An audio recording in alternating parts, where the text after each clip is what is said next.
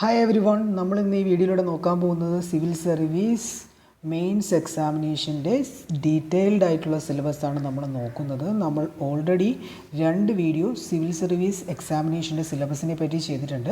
അതിൽ first video എന്ന് പറയുന്നത് പ്രിലിമിനറി എക്സാമിനേഷൻ്റെ സിലബസിനെ പറ്റിയായിരുന്നു. സെക്കൻഡ് വീഡിയോ എന്ന് പറയുന്നത് മെയിൻസ് എക്സാമിനേഷൻ്റെ സിലബസിനെ പറ്റി തന്നെയായിരുന്നു. പക്ഷേ എന്നാൽ നമ്മൾ ആ ഒരു വീഡിയോയിൽ ഡീറ്റെയിൽഡ് ആയിട്ടുള്ള സിലബസിനെ പറ്റി നമ്മൾ പറഞ്ഞിട്ടില്ല. എന്നാൽ നമ്മൾ ഈ വീഡിയോയിലൂടെ നമ്മൾ നോക്കാൻ പോകുന്നത് സിവിൽ സർവീസ് മെയിൻസ് എക്സാമിനേഷൻ്റെ സിലബസ് ഡീറ്റെയിൽഡ് ആയിട്ടാണ് നോക്കുന്നത്. നമുക്കത് എന്തൊക്കെയാണെന്ന് നമുക്ക് നോക്കാം. അപ്പോൾ നമുക്കിവിടെ നോക്കാം. ഇതാണ് നമ്മൾ UPSC സിവിൽ സർവീസ് എക്സാമിനേഷൻ്റെ സിലബസിനെ പറ്റിയിട്ടുള്ളൊരു പാറ്റേൺ ആണ്. നമുക്കിതിൽ നിന്ന് തന്നെ തുടങ്ങാം. നമ്മൾ ഓൾറെഡി വീഡിയോ ചെയ്തിട്ടുള്ളതിൽ രണ്ടാമത്തെ വീഡിയോ പാർട്ട് 2 വീഡിയോയിൽ മെയിൻസ് എക്സാമിനേഷൻ്റെ സിലബസിനെ പറ്റി പറഞ്ഞ സമയത്ത് നമ്മൾ ഈ കാര്യങ്ങളൊക്കെ നോക്കിയിരുന്നു. എന്നാൽ നമുക്ക് ജസ്റ്റ് ഒന്ന് നമ്മൾ നോക്കാം. ഇതിനകത്ത് നമുക്ക് പേപ്പർ A കമ്പൾസറി ആയിട്ടുള്ളൊരു ഇന്ത്യൻ ലാംഗ്വേജ് ആണ്. നമുക്കിവിടെ മലയാളം, ഹിന്ദി അങ്ങനെയുള്ള ലാംഗ്വേജസ് ചൂസ് ചെയ്യാം. പിന്നെയുള്ളത് അതുപോലെ തന്നെ കമ്പൾസറി ലാംഗ്വേജ് ആയിട്ടുള്ള ഇംഗ്ലീഷാണ്. ഇത് രണ്ടും ക്വാളിഫയിങ് പേപ്പറാണ്, ജസ്റ്റ് പാസ്സായാൽ മാത്രം മതി. പിന്നെ മൂന്നാമത്തേതെന്ന് പറയുന്നത് നമ്മുടെ essay ആണ്. ഇതിന് നമുക്ക് പ്രത്യേകിച്ച് സിലബസ് ഒന്നുമില്ല. പിന്നെയുള്ളത് general studies paper 1, general studies paper 2, general studies paper 3, general studies paper 4. പിന്നെയുള്ളത് ഓപ്ഷണൽ സബ്ജക്റ്റിന് 2 പേപ്പറാണ്. ഇതിൽ നമ്മൾ ഈ വീഡിയോയിൽ ഉൾപ്പെടുത്തിയിരിക്കുന്നത് ഇത്രയും കാര്യങ്ങളുടെ സിലബസിനെ പറ്റിയിട്ടാണ് ഉൾപ്പെടുത്തിയിരിക്കുന്നത്. നമുക്കപ്പോൾ ഡീറ്റെയിൽഡ് ആയിട്ട് എന്തൊക്കെയാണ് സിവിൽ സർവീസ് മെയിൻസ് എക്സാമിനേഷൻ്റെ സിലബസിലുള്ളതെന്ന് നമുക്ക് ഈ വീഡിയോയിലൂടെ നോക്കാം. ഓക്കെ, ഫസ്റ്റ് നമ്മൾ ആ ഒരു പാറ്റേണിൽ കണ്ടതുപോലെ തന്നെ സിവിൽ സർവീസ് എക്സാമിനേഷന് ഫസ്റ്റ് നമുക്ക് 2 ക്വാളിഫയിങ് പേപ്പേഴ്സ് ഉണ്ട്. അതിലൊന്ന് ഏതെങ്കിലും ഒരു ഇന്ത്യൻ ലാംഗ്വേജ് നമ്മൾ ചൂസ് ചെയ്യണമെന്നുള്ളതാണ്. രണ്ടാമത് ഇംഗ്ലീഷാണ്. ഇത് 2 പേപ്പറും എന്തായാലും നമ്മൾ എഴുതേണ്ടതുണ്ട്. അതിനെ നമ്മൾ പേപ്പർ A ആൻഡ് B എന്നാണ് നമ്മൾ പറയുന്നത് നോർമലി. ഈ 2 എക്സാമിനേഷനെ കുറിച്ച്, ഈ 2 പേപ്പേഴ്സിനെ കുറിച്ച് നമ്മൾ പറയുകയാണെന്നുണ്ടെങ്കിൽ ഓൺലി ക്വാളിഫയിങ് ഇൻ നേച്ചർ. അതായത് ഈ മെയിൻസ് എക്സാമിനേഷന് നമ്മൾ ആദ്യം ഈ പേപ്പേഴ്സ് എഴുതി നമ്മളൊരു മിനിമം മാർക്ക് സ്കോർ ചെയ്ത് അത് ക്വാളിഫൈ ആകുക എന്നുള്ളത് ഒഴിച്ചു കഴിഞ്ഞാൽ ഇതിൻ്റെ മാർക്ക് നമുക്ക് മെയിൻസ് എക്സാമിനേഷൻ്റെ റിസൾട്ടിനെ ബാധിക്കുന്നില്ല. കാരണം റിസൾട്ടിലോട്ട് ഈ മാർക്ക് നമ്മൾ ആഡ് ചെയ്യുന്നില്ല. അതാണ് ഈ ഒരു പറയുന്നത് എന്താണ് ഈ പേപ്പർ A B നമ്മൾ ക്വാളിഫയിങ് എന്ന് പറഞ്ഞ് ഉദ്ദേശിക്കുന്നത്. രണ്ടാമത്തുള്ളൊരു കണ്ടീഷൻ സിവിൽ UPSC പറഞ്ഞിട്ടുള്ളൊരു കണ്ടീഷൻ എന്ന് പറയുന്നത് നമ്മൾ മിനിമം 25 മാർക്ക് കുറയാതെ 25% കുറയാതെ മാർക്ക് നമ്മൾ വാങ്ങിക്കണം. ഇന്ത്യൻ ലാംഗ്വേജ് ആണെങ്കിലും 300 മാർക്കിനാണ് നമുക്ക് ടോട്ടൽ എക്സാമിനേഷൻ നടക്കുന്നത്. ഇംഗ്ലീഷും 300 മാർക്കിനാണ്. ഇതിൻ്റെ 25% എന്ന് പറയുന്നത് 75 മാർക്ക്. അതുപോലെ ഇവിടെയും 75 മാർക്ക്. ഇതിൽ ഓരോ പേപ്പറിനും മിനിമം 75 മാർക്ക് വാങ്ങിച്ച് നമ്മൾ ക്വാളിഫൈ ആകുക. അങ്ങനെ ക്വാളിഫൈ ആകാതെ ഇരുന്ന് കഴിഞ്ഞാലുള്ളൊരു പ്രശ്നം എന്ന് പറയുന്നത് UPSC പറയുന്ന കണ്ടീഷൻ അനുസരിച്ച് ബാക്കി remaining answer sheet won't even be evaluated. അതായത് നമ്മുടെ ബാക്കിയുള്ള പേപ്പേഴ്സ്, നമ്മൾ ടോട്ടൽ 9 പേപ്പേഴ്സിൽ ആദ്യം ഈ 2 പേപ്പേഴ്സ് ആയിരിക്കും വാല്യൂ ചെയ്യുന്നത്. അതിനുശേഷമുള്ള 7 പേപ്പേഴ്സിൻ്റെ മാർക്ക് അനുസരിച്ചിട്ടാണ് നമുക്ക് എന്ത് വരുന്നത്, മെയിൻസ് എക്സാമിനേഷൻ്റെ റിസൾട്ട് വരുന്നത്. അപ്പോൾ ഈ 2 പേപ്പേഴ്സും ക്വാളിഫൈ ആയാൽ മാത്രമേ ബാക്കിയുള്ള 7 പേപ്പറുകൾ വാല്യൂ ചെയ്തിട്ടുള്ളൂ. അപ്പോൾ അതാണ് നമുക്ക് ഈ പറയുന്ന പേപ്പർ A ആൻഡ് Bയുടെ ഒരു ഇമ്പോർട്ടൻസ് എന്ന് പറയുന്നത്. നമ്മൾ മിനിമം മാർക്ക് വാങ്ങിച്ച് ക്വാളിഫൈ ആകണം. മാക്സിമം മാർക്ക് എത്ര വാങ്ങിച്ച് കഴിഞ്ഞാലും നമുക്ക് പ്രത്യേകിച്ച് ഉപയോഗമൊന്നുമില്ല. എന്നാൽ മിനിമം മാർക്ക് വാങ്ങിച്ച് ക്വാളിഫൈ ആകണം. പിന്നെ ഉള്ളൊരു കണ്ടീഷൻ എന്ന് പറയുന്നത്, അല്ലെങ്കിൽ ഇതിൻ്റെ ഒരു കാര്യം എന്ന് പറയുന്നത്, ഈ പറയുന്ന 2 പേപ്പറിൻ്റെയും ഒരു ക്വാളിറ്റി എന്ന് പറയുന്നത് ഒരു മെട്രിക്കുലേഷൻ ലെവലായിരിക്കും. മെട്രിക്കുലേഷൻ ലെവൽ എന്ന് പറയുന്നത് എന്താണ്? 10th exam level. നമ്മുടെ 10ാം ക്ലാസ്സിൽ എന്താണോ നമ്മുടെ എക്സാമിനേഷൻ്റെയൊക്കെ ഒരു ഇംഗ്ലീഷ് അതുപോലെ തന്നെ മലയാളത്തിനൊക്കെ ഉള്ളൊരു ലെവൽ എന്താണോ അത് തന്നെയായിരിക്കും ഉണ്ടാവുന്നത്. നമുക്കിനി അതിൻ്റെ എങ്ങനെയാണ് ക്വസ്റ്റ്യൻ പാറ്റേൺ എന്ന് നമുക്ക് നോക്കാം. ഈ 2 എക്സാമിനേഷനും ഏതാണ്ട് ഒരേപോലത്തെ സിമിലർ പാറ്റേൺ ആണ് UPSC പറഞ്ഞിട്ടുള്ളത്. അതിൽ ആദ്യമുള്ളതെന്ന് പറയുന്നത് ഒരു essay ക്വസ്റ്റ്യൻ ആണ്. അത് 100 മാർക്കിനുള്ളൊരു ക്വസ്റ്റ്യൻ ആയിരിക്കും. 100 മാർക്ക് നമുക്ക് അവിടെ ആ ഒരു essay എഴുതി നമുക്ക് സ്കോർ ചെയ്യാൻ പറ്റും. നമുക്ക് കുറച്ച് ഫ്യൂ ടോപ്പിക്സ് നമുക്ക് തരും. അതിൽ നിന്ന് ഇഷ്ടമുള്ള ടോപ്പിക്സ് ചൂസ് ചെയ്യുക, അതിനെ ആൻസർ ചെയ്യുക. രണ്ടാമത് റീഡിങ് കോംപ്രഹെൻഷനും റിലേറ്റഡ് ആയിട്ടുള്ള 5-6 ക്വസ്റ്റ്യൻസ് ആയിരിക്കും. അപ്പോൾ നമുക്കൊരു പാസേജ് തരും, അതിനെക്കുറിച്ച് വായിക്കുക, അതിനെ മനസ്സിലാക്കുക, അതുമായിട്ട് റിലേറ്റ് ചെയ്തിട്ടുള്ള ക്വസ്റ്റ്യൻസ് ഉണ്ടാകും, അതിന് നമ്മൾ ആൻസർ ചെയ്യാം. അങ്ങനെയാണ് നമുക്ക് അടുത്ത 60 മാർക്കിനുള്ളത്. അത് കഴിഞ്ഞിട്ടുള്ളത് പ്രിസൈസ് റൈറ്റിംഗ് ആണ്. അതും 60 മാർക്കിനാണ്. The answer sheet will have separate grid structure where this has to be written. അപ്പോൾ ഒരു ആൻസർ ഷീറ്റിനകത്ത് നമുക്കൊരു ഗ്രിഡ് സ്ട്രക്ചർ ഉണ്ടാകും. അതിനകത്തായിരിക്കും നമ്മൾ ഈ പ്രിസൈസ് റൈറ്റിംഗ് എഴുതേണ്ടത്.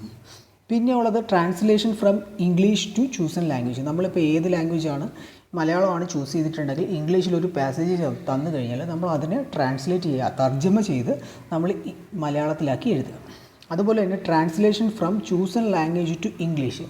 ഇപ്പം നമ്മൾ മലയാളത്തിൽ നമുക്കൊരു പാസേജ് വന്നു കഴിഞ്ഞാൽ ഇംഗ്ലീഷിൽ നമ്മൾ എഴുതുമ്പോൾ അതിനെ നമ്മൾ കൺവേർട്ട് ചെയ്ത്, അതായത് ട്രാൻസ്ലേറ്റ് ചെയ്ത് ഇംഗ്ലീഷിലോട്ട് എഴുതുക. പിന്നെയുള്ളത് grammar and basic language usages such as synonyms, sentence correction etcetera. അങ്ങനെയുള്ളതെല്ലാം കൂടെ ചേർത്തിട്ട് ടോട്ടൽ ഒരു 40 മാർക്ക്, അങ്ങനെ ടോട്ടൽ 300 മാർക്കിനായിരിക്കും നമ്മുടെ പേപ്പർ എയും ബിയും നമുക്കുണ്ടാവുക. ഇതിൽ നമ്മൾ മിനിമം ഓരോ പേപ്പറിനും 300-ൽ 75 മാർക്ക് വാങ്ങിച്ച് സ്കോർ ചെയ്ത് നമ്മൾ പാസ്സാകുക എന്നുള്ളതാണ് കണ്ടീഷൻ. ഇത് പാസ്സായ ശേഷം മാത്രമേ നമ്മുടെ ബാക്കിയുള്ള പേപ്പേഴ്സ് വാല്യൂ ചെയ്യത്തുള്ളൂ. ഇതിൽ കൂടുതൽ മാർക്ക് വാങ്ങിച്ചു എന്നതുകൊണ്ട് നമുക്ക് യാതൊരു ഉപയോഗവും ഇല്ല. നമുക്ക് അടുത്ത പേപ്പർ ഏതാണെന്ന് നോക്കാം. അടുത്തതെന്ന് പറയുന്നത് എസ്സേ ആണ്. എസ്സേ പേപ്പറിനെ കുറിച്ച് നമ്മൾ എടുത്തു പറയുകയാണെന്നുണ്ടെങ്കിൽ ഫസ്റ്റ് 3 മാർക്ക് എക്സാമിനേഷന്, എല്ലാ എക്സാമിനേഷനും 3 മാർക്ക് തന്നെയാണ്. എല്ലാ പേപ്പറിനും 3 മാർക്ക്, 3 hours ആണ് നമുക്ക് കിട്ടുന്നത്. ഇപ്പം നമ്മുടെ പേപ്പർ എയും ബിക്കും സെയിം ആണ്, 3 hours ആണ്. പക്ഷേ പേപ്പർ എയും ബിയും 300 മാർക്കിനായിരുന്നെങ്കിൽ ഇനിയുള്ള കാണാൻ പോകുന്ന എല്ലാ പേപ്പേഴ്സും നമുക്ക് 250 മാർക്കിനാണ്. എസ്സേയും 250 മാർക്കിനാണ്. ഇതിനകത്ത് പറഞ്ഞിരിക്കുന്ന ഒരു കാര്യം, not have any prescribed syllabus. എസ്സേക്ക് വേണ്ടിയിട്ട് ഒരു പ്രിസ്ക്രൈബ്ഡ് സിലബസ് UPSC പറഞ്ഞിട്ടില്ല. പിന്നീട് നമ്മൾ കൂടുതലായിട്ട് നോക്കിക്കഴിഞ്ഞാൽ നമുക്ക് മനസ്സിലാവുന്ന ഒരു കാര്യം എന്ന് പറയുന്നത്, നമ്മൾ GS 1, GS 2, ജനറൽ സ്റ്റഡീസ് 1, ഇനി നമ്മൾ നോക്കാൻ പോകുന്ന 1, 2, 3, ഇത് മൂന്നിലും നമ്മൾ പഠിക്കുന്ന സിലബസിനകത്തുമായിട്ട് ബന്ധപ്പെട്ടിട്ടുള്ള കാര്യങ്ങൾ തന്നെയായിരിക്കും. വേണമെങ്കിൽ നമുക്ക് GS 4 കൂടെ ഇൻക്ലൂഡ് ചെയ്യാം. അതിനകത്ത് നമ്മൾ പഠിക്കുന്നതും അതിനുവേണ്ടി നമ്മൾ പ്രിപ്പയർ ചെയ്യുന്നതുമായിട്ടുള്ള കണ്ടൻറ്റുകൾ അല്ലെങ്കിൽ സിലബസുകളിൽ നിന്നിട്ടുള്ളൊരു ക്വസ്റ്റ്യൻ ആയിരിക്കും, അല്ലെങ്കിൽ ഒരു ടോപ്പിക്കായിരിക്കും നമുക്ക് എസ്സേക്ക് വേണ്ടിയിട്ട് കിട്ടുന്നത്. അപ്പോൾ അതുകൊണ്ട് ഒരു സിലബസ് ഇല്ല എന്ന് പറഞ്ഞു കഴിഞ്ഞാൽ നമ്മൾ ബാക്കിയുള്ള പേപ്പേഴ്സ് പഠിക്കുമ്പോഴും നമ്മൾ ആ സിലബസ് കവർ ചെയ്ത് പോകുന്നുണ്ട്.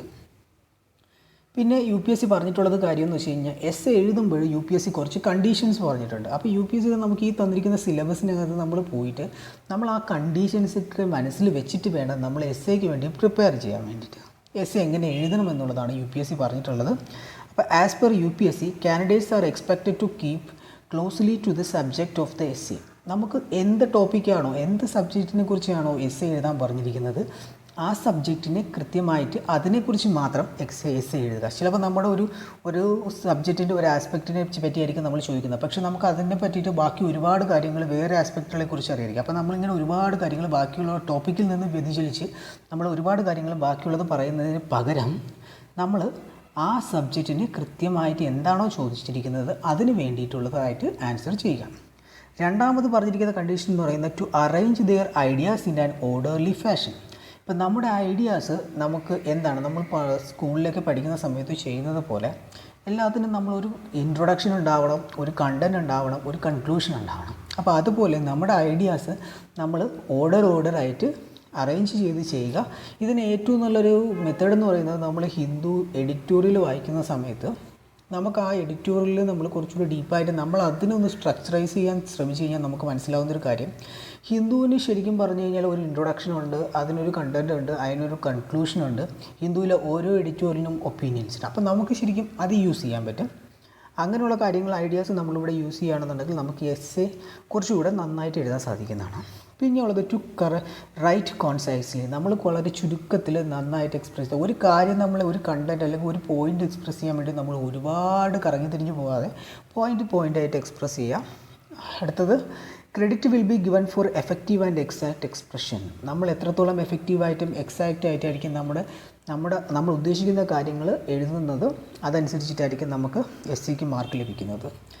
നമുക്ക് 2 എസ്സേ ആണ് നമുക്ക് എസ്സേ പേപ്പറിൽ എഴുതാനുള്ളത്. നമുക്ക് കുറച്ച് ടോപ്പിക്സുകൾ തരും, 2-ലധികം ടോപ്പിക്സുകൾ തരും. അതിൽ നിന്ന് നമ്മൾ 2 ടോപ്പിക്ക് ചൂസ് ചെയ്യുക, അതിന് വേണ്ടിയിട്ട് എസ്സേ പ്രിപ്പയർ ചെയ്യുക.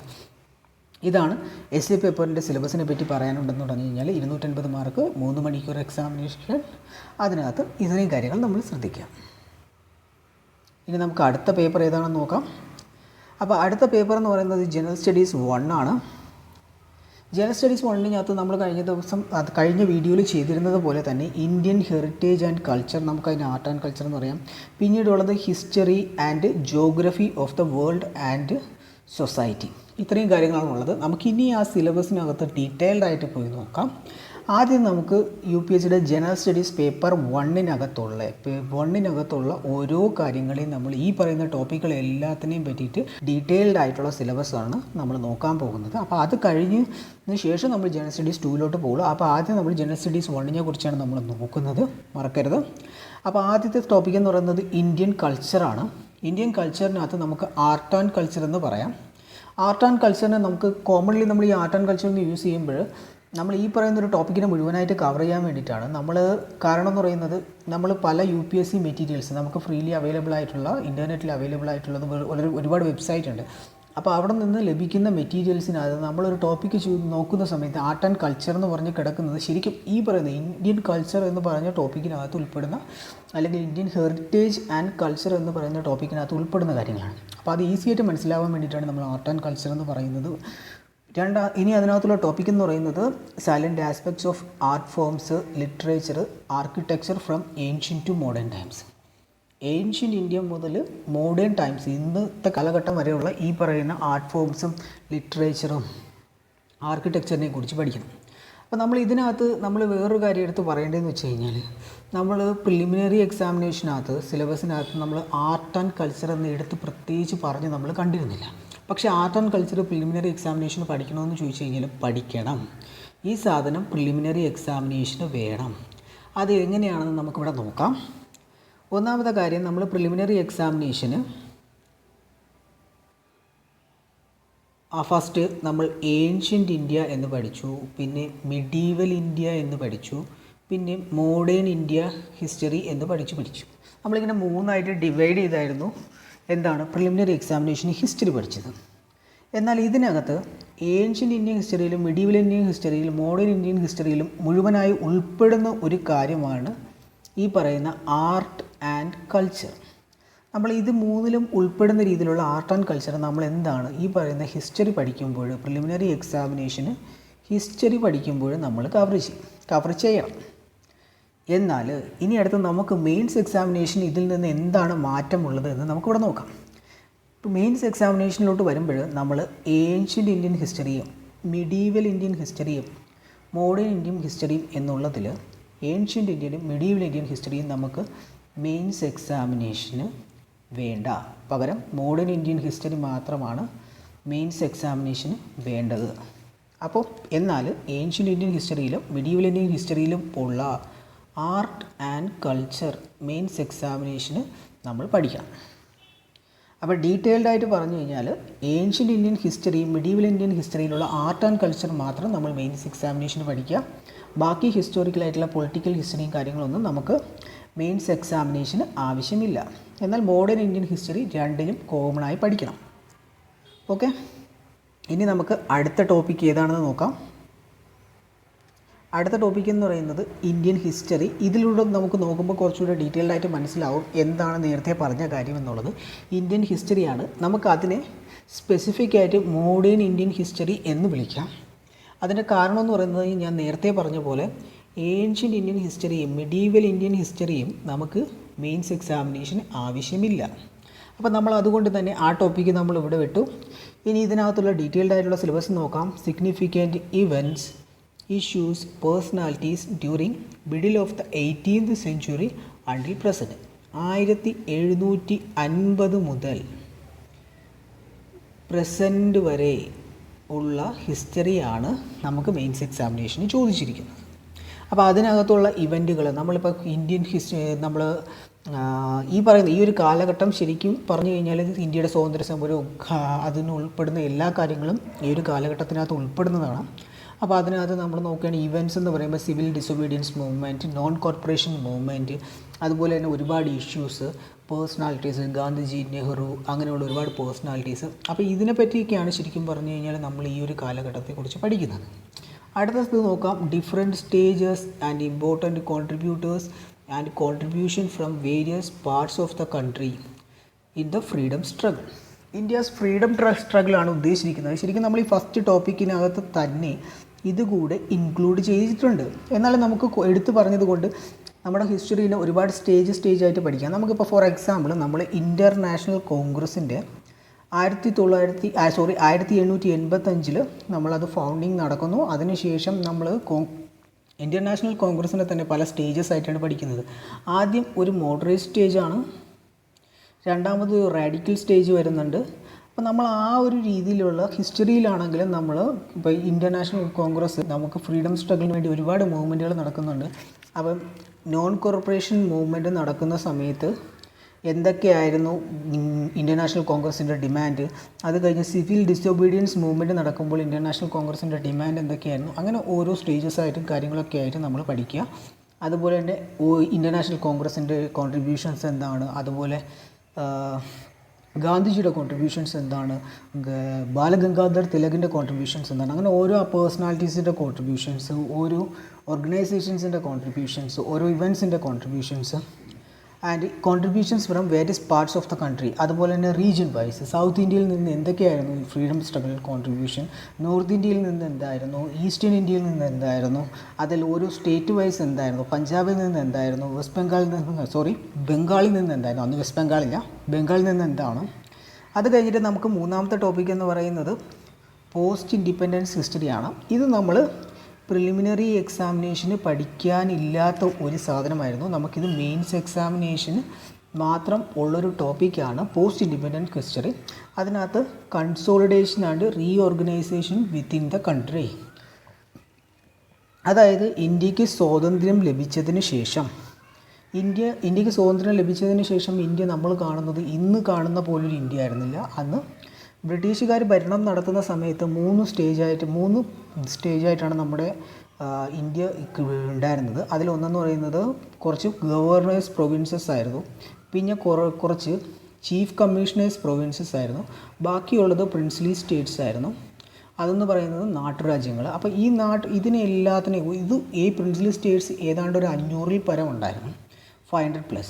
അതിലൊരു പ്രിൻസ്ലി സ്റ്റേറ്റ് ആയിരുന്നു നമ്മുടെ ട്രാവൻകൂർ എന്ന് പറയുന്നത്. അപ്പോൾ ഇത്രയും പ്രിൻസ്ലി സ്റ്റേറ്റ്സിനെയും ഈ ഗവർണേഴ്സ് പ്രൊവിൻസസിനെയും ചീഫ് കമ്മീഷണേഴ്സ് പ്രൊവിൻസസിനെയും എല്ലാം കൂടെ കൺസോളിഡേറ്റ് ചെയ്ത് എങ്ങനെയാണ് സർദാർ വല്ലഭായ് പട്ടേലും അതുപോലെ VP മേനോനും അവരൊക്കെ എങ്ങനെയാണ് ഇതിനെ കൺസോളിഡേറ്റ് ചെയ്ത് ഇന്ത്യ എന്ന് പറയുന്ന ഒരു രാജ്യമാകുന്നത്.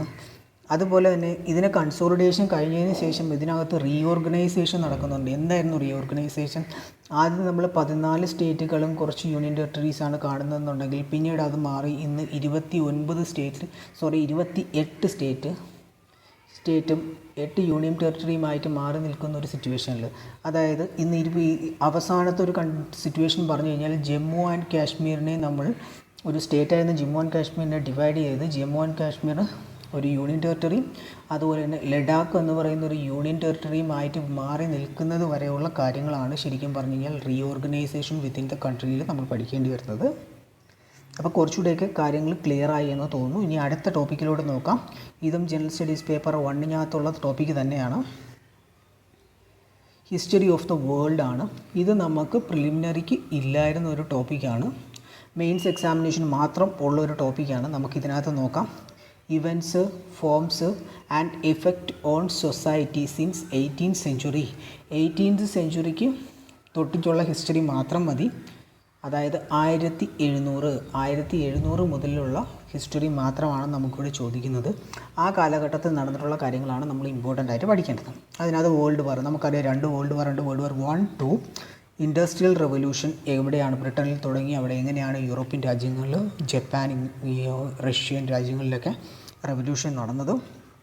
പിന്നീട് കോളനൈസേഷൻ എന്തായിരുന്നു? ബ്രിട്ടൻ ഉൾപ്പെടെയുള്ള യൂറോപ്യൻ രാജ്യങ്ങൾ ബാക്കി ഏഷ്യ, ഇന്ത്യ ഉൾപ്പെടുന്ന രാജ്യങ്ങളിൽ വന്നിട്ട് അവയൊക്കെ അവരുടെ കോളനീസാക്കി മാറ്റിയത് എങ്ങനെയായിരുന്നു? അതുപോലെ തന്നെ റീഡ്രാവൽ ഓഫ് നാഷണൽ ബൗണ്ടറീസ്. ഇപ്പോൾ സപ്പോസ് ഇന്ത്യയുടെ തന്നെ നാഷണൽ ബൗണ്ടറീസ് ബ്രിട്ടീഷുകാർ ഒരുപാട് തവണ മാറ്റിയിട്ടുണ്ട്. ഒരു കാലഘട്ടത്തിൽ ബർമ്മ ഇന്ത്യയുടെ ഭാഗമായിരുന്നു, അതായത് നമ്മുടെ മ്യാൻമാർ. അതുപോലെ തന്നെ നമ്മളിന്നിപ്പോൾ ഇന്ത്യയും ചൈനയുമായിട്ടുള്ള ഒരുപാട് പ്രശ്നങ്ങളിൽ ഈ പറയുന്ന റീഡ്രാവൽ ഓഫ് നാഷണൽ ബൗണ്ടറീസിന് ബന്ധമുണ്ട്. ഇപ്പോൾ സപ്പോസ് നമ്മളിപ്പം ഇന്ത്യയും ചൈനയുമായിട്ട് ബോർഡർ ഇഷ്യൂ നടക്കുന്ന കാര്യങ്ങളിൽ ഇന്ത്യയും, അതായത് ബ്രിട്ടീഷ് ഇന്ത്യയും ടിബറ്റുമായിട്ടുണ്ടായിരുന്ന ഒരുപാട് എഗ്രിമെൻറ്റുകൾ, അല്ലെങ്കിൽ ഒരു എഗ്രിമെൻറ്റിൻ്റെ ഭാഗമായിട്ടാണ് ഇന്ന് നമ്മൾ അവകാശപ്പെടുന്ന ബോർഡർ ഉള്ളത്. പക്ഷേ അത് ചൈന അംഗീകരിക്കുന്നില്ല. അപ്പോൾ അതിൻ്റേതായിട്ടുള്ള സിഗ്നിഫിക്കൻസ് നമുക്ക് ഈ പറയുന്ന ടോപ്പിക്കിനകത്തുണ്ട്, റീട്രാവൽ ഓഫ് നാഷണൽ ബൗണ്ടറീസ്. ഇപ്പോൾ നമ്മൾ ആഫ്രിക്കൻ രാജ്യങ്ങളിലോട്ട് പോയി കഴിഞ്ഞാൽ നമ്മൾ ആഫ്രിക്കയുടെ മാപ്പ് കാണുന്ന സമയത്ത് നമുക്ക് ഓരോ രാജ്യങ്ങൾ തമ്മിലുള്ള ബോർഡർ നമുക്ക് ഇങ്ങനെ സ്ട്രെയിറ്റ് ലൈൻസും കാര്യങ്ങളുമായിട്ടൊക്കെ നമുക്ക് കാണാൻ പറ്റും. അപ്പോൾ അതൊക്കെ എങ്ങനെയാണ്, എന്തടിസ്ഥാനത്തിലാണ് അല്ലെങ്കിൽ ബ്രിട്ടീഷ് ഉൾപ്പെടുന്ന യൂറോപ്യൻ രാജ്യങ്ങൾ അത് അവരുടെ നാഷണൽ ബൗണ്ടറീസ് ഡ്രോ ചെയ്തിരിക്കുന്നത്. അപ്പോൾ അതൊക്കെയാണ് നമ്മൾ നോക്കുന്നത്.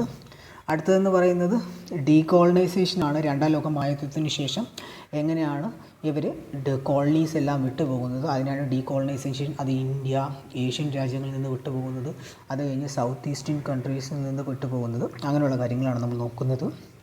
അത് കഴിഞ്ഞ് ഫൈനലി പൊളിറ്റിക്കൽ ഫിലോസഫീസ് ആണ്. ഇതിനെ പറ്റി നമ്മൾ ഒരുവിധം നമുക്ക് മലയാളികൾക്ക് എല്ലാവർക്കും കേട്ടിട്ടുള്ള കാര്യങ്ങളായിരിക്കും. പക്ഷേ നമ്മൾ അതിനെക്കുറിച്ച് ഡീറ്റെയിൽ ആയിട്ട് പഠിക്കുക. എന്താണ് കമ്മ്യൂണിസം, എന്താണ് ക്യാപിറ്റലിസം, എന്താണ് സോഷ്യലിസം, അങ്ങനെയുള്ള ഫിലോസഫീസ് എക്സെട്ര ഇത് പറയുമ്പോൾ ഇതിൽ ഉൾപ്പെടാത്ത ഇമ്പോർട്ടൻ്റ് ആയിട്ടുള്ള എന്തെങ്കിലും ഫിലോസഫീസ് നമുക്ക് അറിയാമെന്ന് അല്ലെങ്കിൽ നമ്മൾ കേൾക്കുന്നുണ്ടെങ്കിൽ അതുകൂടെ നമ്മൾ പഠിക്കുക എന്നുള്ളതും കൂടെ ഉൾപ്പെടുത്തി വരുമ്പോൾ നമുക്ക് മെയിൻസ് എക്സാമിനേഷൻ്റെ സിലബസിൽ വേൾഡ് ഹിസ്റ്ററി നമുക്ക് കവർ ചെയ്യാൻ സാധിക്കും.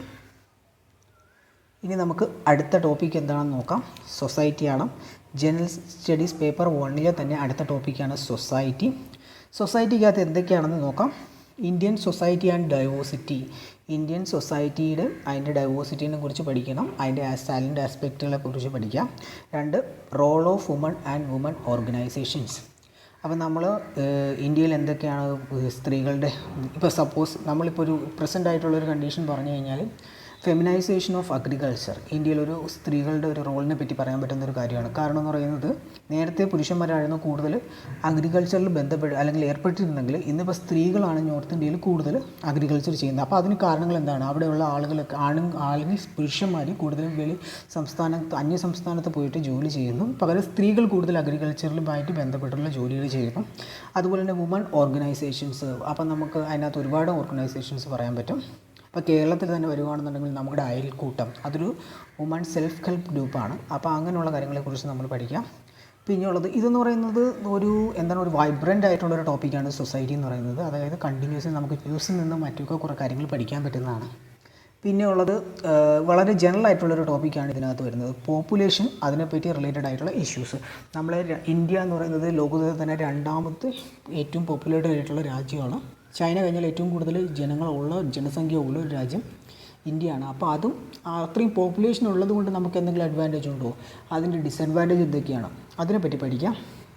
പിന്നെ പോവർട്ടി ആൻഡ് ഡെവലപ്മെൻറ്റൽ ഇഷ്യൂസ്, ദാരിദ്ര്യം, അതുപോലെ തന്നെ ഡെവലപ്മെൻറ്റലായിട്ടുള്ള ഇഷ്യൂസ് പഠിക്കുക. Urbanisation and their problems and remedies. നമ്മുടെ ഇന്നിപ്പം ഇന്ത്യയിലോട്ട് നോക്കുവാണെങ്കിൽ നമുക്ക് അർബനൈസേഷൻ കണ്ടിന്യൂസ്ലി നടക്കുന്നൊരു പ്രോസസ്സാണ്. നമ്മൾ ഒരു 10 വർഷം മുമ്പ് നോക്കുകയാണെങ്കിൽ ഒരു ടൗണായിട്ട് നിന്നൊരു സ്ഥലം നമുക്ക് ഇന്ന് 10 വർഷത്തിന് ഇപ്പോഴും ഒരു 15 വർഷത്തിന് ഇപ്പുറത്തോട്ട് നോക്കുമ്പോൾ നമുക്കതൊരു സിറ്റി ആയിട്ട് മാറുന്നത് കാണാം. ഒരുപാട് ആളുകൾ വന്ന് താമസിക്കുന്നതും. അപ്പോൾ അങ്ങനെ ഒരു അർബനൈസേഷൻ നടക്കുന്ന സമയത്ത് നമുക്ക് അവിടെ മെയിനായിട്ടും വരുന്ന ഒരു പ്രശ്നം എന്താണ്, നമ്മുടെ വേസ്റ്റ് ഡമ്പിങ്, അല്ലെങ്കിൽ വേസ്റ്റ് നമുക്ക് കൃത്യമായിട്ട് മാനേജ് ചെയ്യാൻ പറ്റാത്ത വിഷയങ്ങൾ. പിന്നെ എയർ പൊല്യൂഷൻസ്, സൗണ്ട് പൊല്യൂഷൻസ്. അപ്പോൾ അങ്ങനെയുള്ള അർബനൈസേഷൻ മൂലം ഉണ്ടാകുന്ന പ്രശ്നങ്ങൾ, അതിൻ്റെ റെമഡീസ് എന്തൊക്കെയാണ്, അങ്ങനെയുള്ള കാര്യങ്ങളെക്കുറിച്ച് ജനറലായിട്ട് പഠിക്കാം. സോഷ്യൽ എംപവർമെൻറ്റിനെ കുറിച്ച് പഠിക്കുക. അടുത്ത കമ്മ്യൂണലിസം രണ്ടും ഡിഫറൻ്റ് ആണ്. അപ്പോൾ കമ്മ്യൂണലിസം എന്താണെന്ന് മനസ്സിലാക്കുക. പിന്നീടുള്ളത് റീജിയണലിസം എന്ന് പറയുമ്പോഴെന്താണ്, നമ്മൾ ഒരു സ്ഥലം, അതായത് നോർത്ത് ഇന്ത്യൻ, സൗത്ത് ഇന്ത്യൻ എന്നുള്ളൊരു ഡിവൈഡ്, അതായത് നോർത്ത് ഇന്ത്യയിലുള്ളൊരു സൗത്ത് ഇന്ത്യൻസിനെ അംഗീകരിക്കാതിരിക്കുക, അല്ലെങ്കിൽ സൗത്ത് ഇന്ത്യയിലുള്ളൊരു നോർത്ത് ഇന്ത്യൻസിനെ അംഗീകരിക്കാതിരിക്കുക, അല്ലെങ്കിൽ സ്റ്റേറ്റ് വൈസ് നമ്മൾ, അല്ലെങ്കിൽ ഇപ്പോൾ കേരളത്തിനകത്ത് തന്നെ തെക്കൻ വടക്കൻ എന്ന് പറയുന്ന ആ ഒരു റീജിയണലിസം. പിന്നെ സെക്കുലാരിസം നമുക്ക് എല്ലാവർക്കും അറിയാവുന്നതാണ്. അപ്പോൾ അതിനെക്കുറിച്ച് ഡീറ്റെയിൽ ആയിട്ട് പഠിക്കുക. അതിനകത്ത് തന്നെ നമ്മൾ കുറച്ചുകൂടി ഡീപ്പായിട്ട് പോവുകയാണെങ്കിൽ പോസിറ്റീവ് സെക്കുലാരിസം ഉണ്ട്, നെഗറ്റീവ് സെക്കുലാരിസം ഉണ്ട്. അപ്പോൾ ഇന്ത്യയിൽ എന്താണ് പോസിറ്റീവ് സെക്കുലാരിസം ആണോ, നെഗറ്റീവ് സെക്കുലാരിസം ആണോ, ഇപ്പോൾ യൂറോപ്പിൽ എന്ത് സെക്കുലാരിസം ആണ്, അപ്പോൾ അത് തമ്മിലുള്ള ഡിഫറൻസ് എന്താണ്, യൂറോപ്പിലെ സെക്കുലാരിസം ആണോ നമ്മുടെ ഇന്ത്യയിലുള്ള സെക്കുലാരിസം, അപ്പോൾ അതിനൊക്കെ ഡിഫറൻസ് ഉണ്ട്. അപ്പോൾ അതിനൊക്കെ കുറിച്ച് പഠിക്കണം. പിന്നെ effects of globalisation on Indian society. നമുക്കറിയാം ഗ്ലോബലൈസേഷൻ എന്താണ്. അപ്പോൾ ആ ഒരു ഗ്ലോബൽ എക്കോണമി അല്ലെങ്കിൽ ഗ്ലോബൽ മാർക്കറ്റ് കൊണ്ട്, അല്ലെങ്കിൽ ഇന്ത്യ ആ ഒരു മാർക്കറ്റിലോട്ട് ഏർപ്പെടുന്നത് കൊണ്ട് അതിൻ്റെ എഫക്ട്സ് ഇന്ത്യൻ സൊസൈറ്റിയിൽ എന്തൊക്കെയാണ്, അപ്പോൾ അതിനെക്കുറിച്ചൊക്കെ ഡീറ്റെയിൽ ആയിട്ട് പഠിക്കാം. അപ്പോൾ നമ്മളിനി ജനറൽ സ്റ്റഡീസ് പേപ്പർ 1 ലാസ്റ്റ് ടോപ്പിക്കാണ് നമ്മൾ നോക്കാൻ പോകുന്നത്. അത് ജോഗ്രഫിയാണ്. അപ്പോൾ അതിനകത്തുള്ള കാര്യങ്ങൾ നമുക്ക് നോക്കാം. Distribution of key natural resources across the world including South Asia, Indian subcontinent. അതായത് നാച്ചുറൽ റിസോഴ്സസ് എന്ന് പറയുന്നത് നമ്മളിപ്പോൾ പെട്രോളിയം പ്രോഡക്ട്സ് അല്ലെങ്കിൽ കോള്, കൽക്കരി, അതുപോലെ ഇപ്പോൾ കേരളത്തിലുള്ള മോണോസൈറ്റ് സാൻഡ്, അപ്പോൾ ഇതൊക്കെ ഒരു നാച്ചുറൽ ആയിട്ടുള്ള റിസോഴ്സസ് ആണ്. അപ്പോൾ ഇതൊക്കെ വേൾഡിൽ എങ്ങനെയാണ് ഡിസ്ട്രിബ്യൂട്ട് ചെയ്തിരിക്കുന്നത്, ഇപ്പം എവിടെയാണ് കൂടുതൽ ഓരോ ഡെപ്പോസിഷൻസ്, കോൾ എവിടേക്കാണ് ഈ ഡെപ്പോസിഷൻ ഉള്ളത്, ഇന്ത്യയിൽ എവിടേക്കാണ് ഡെപ്പോസിഷൻ, അപ്പോൾ വേൾഡിൽ എവിടേക്കാണ് ഡെപ്പോസിഷൻസ് ഉള്ളത്, സൗത്ത് ഏഷ്യ എന്ന് പറയുന്നത് ഇന്ത്യ ഉൾപ്പെടെ വരുന്ന ഭാഗങ്ങളാണ്. അവിടെ എങ്ങനെയാണ് നാച്ചുറൽ റിസോഴ്സസിൻ്റെ ഡിസ്ട്രിബ്യൂഷൻസ്, അത് സ്പെസിഫിക്കലി ഇന്ത്യൻ സബ് കോണ്ടിനെൻറ്റിൽ എങ്ങനെയാണ് എന്നുള്ളതൊക്കെയാണ് നമ്മൾ ഫസ്റ്റ് ടോപ്പിക്ക് പറഞ്ഞിരിക്കുന്നത്. രണ്ടാമത് factors responsible for the location of primary, secondary and tertiary sector industries in the various parts of the world including India. Primary sector എന്ന് പറയുന്നത് ഫോർ എക്സാമ്പിൾ അഗ്രികൾച്ചർ പറയാം, secondary sector എന്ന് പറയുമ്പോൾ example ഒരു manufacturing sector പറയാം, tertiary sector എന്ന് പറയുമ്പോൾ നമുക്ക് എക്സാമ്പിൾ സർവീസസ് സെക്ടർ പറയാം. അപ്പം ഇതിനകത്ത് ഇതൊക്കെ എന്തുകൊണ്ടാണ് ഓരോരുത്ത് അതിൻ്റെ ലൊക്കേഷനൊക്കെ ഓരോരുത്ത് കോൺസെൻട്രേറ്റ് ചെയ്തിരിക്കുന്നത്, ഇൻക്ലൂഡിങ് വേൾഡിലാണെങ്കിലും എസ്പെഷ്യലി ഇൻ ഇന്ത്യ. ഇപ്പം നമ്മൾ ഫോർ എക്സാമ്പിൾ നോക്കുവാണെങ്കിൽ UP, ബീഹാർ ഭാഗങ്ങളിൽ നമ്മൾ നോക്കുകയാണെന്നുണ്ടെങ്കിൽ നമുക്ക് കൂടുതലും അഗ്രികൾച്ചർ കാണാൻ പറ്റും. അപ്പോൾ അതിൻ്റെ ഒരു കാരണം എന്ന് പറയുന്നത് എന്താണ്, അവിടെ ഒരു പ്രൈമറി സെക്ടറായിട്ടുള്ള അഗ്രികൾച്ചർ കൂടുതലുണ്ടാകാനുള്ള കാരണം എന്ന് പറയുന്നത് ഒന്ന് ഗംഗ എന്ന് പറയുന്ന ഒരു നദി ഒഴുകുന്നത് കൊണ്ടും അതുകൊണ്ട് ആ ഒരു നദി കൊണ്ടുവരുന്ന നല്ല ഫെർട്ടൈലായിട്ടുള്ള മണ്ണും കാര്യങ്ങളും അവിടെ വീണ് ഒരു നല്ല ഫെർട്ടൈലായിട്ടുള്ള ഒരു പ്ലെയിൻ ഏരിയ അവിടെ ഡെവലപ്പായിട്ടുള്ളത് കൊണ്ട് ആണ് അഗ്രികൾച്ചറിന് കൂടുതൽ ഇമ്പോർട്ടൻസ് ഈ പറയുന്ന സംസ്ഥാനങ്ങളിലുള്ളത്.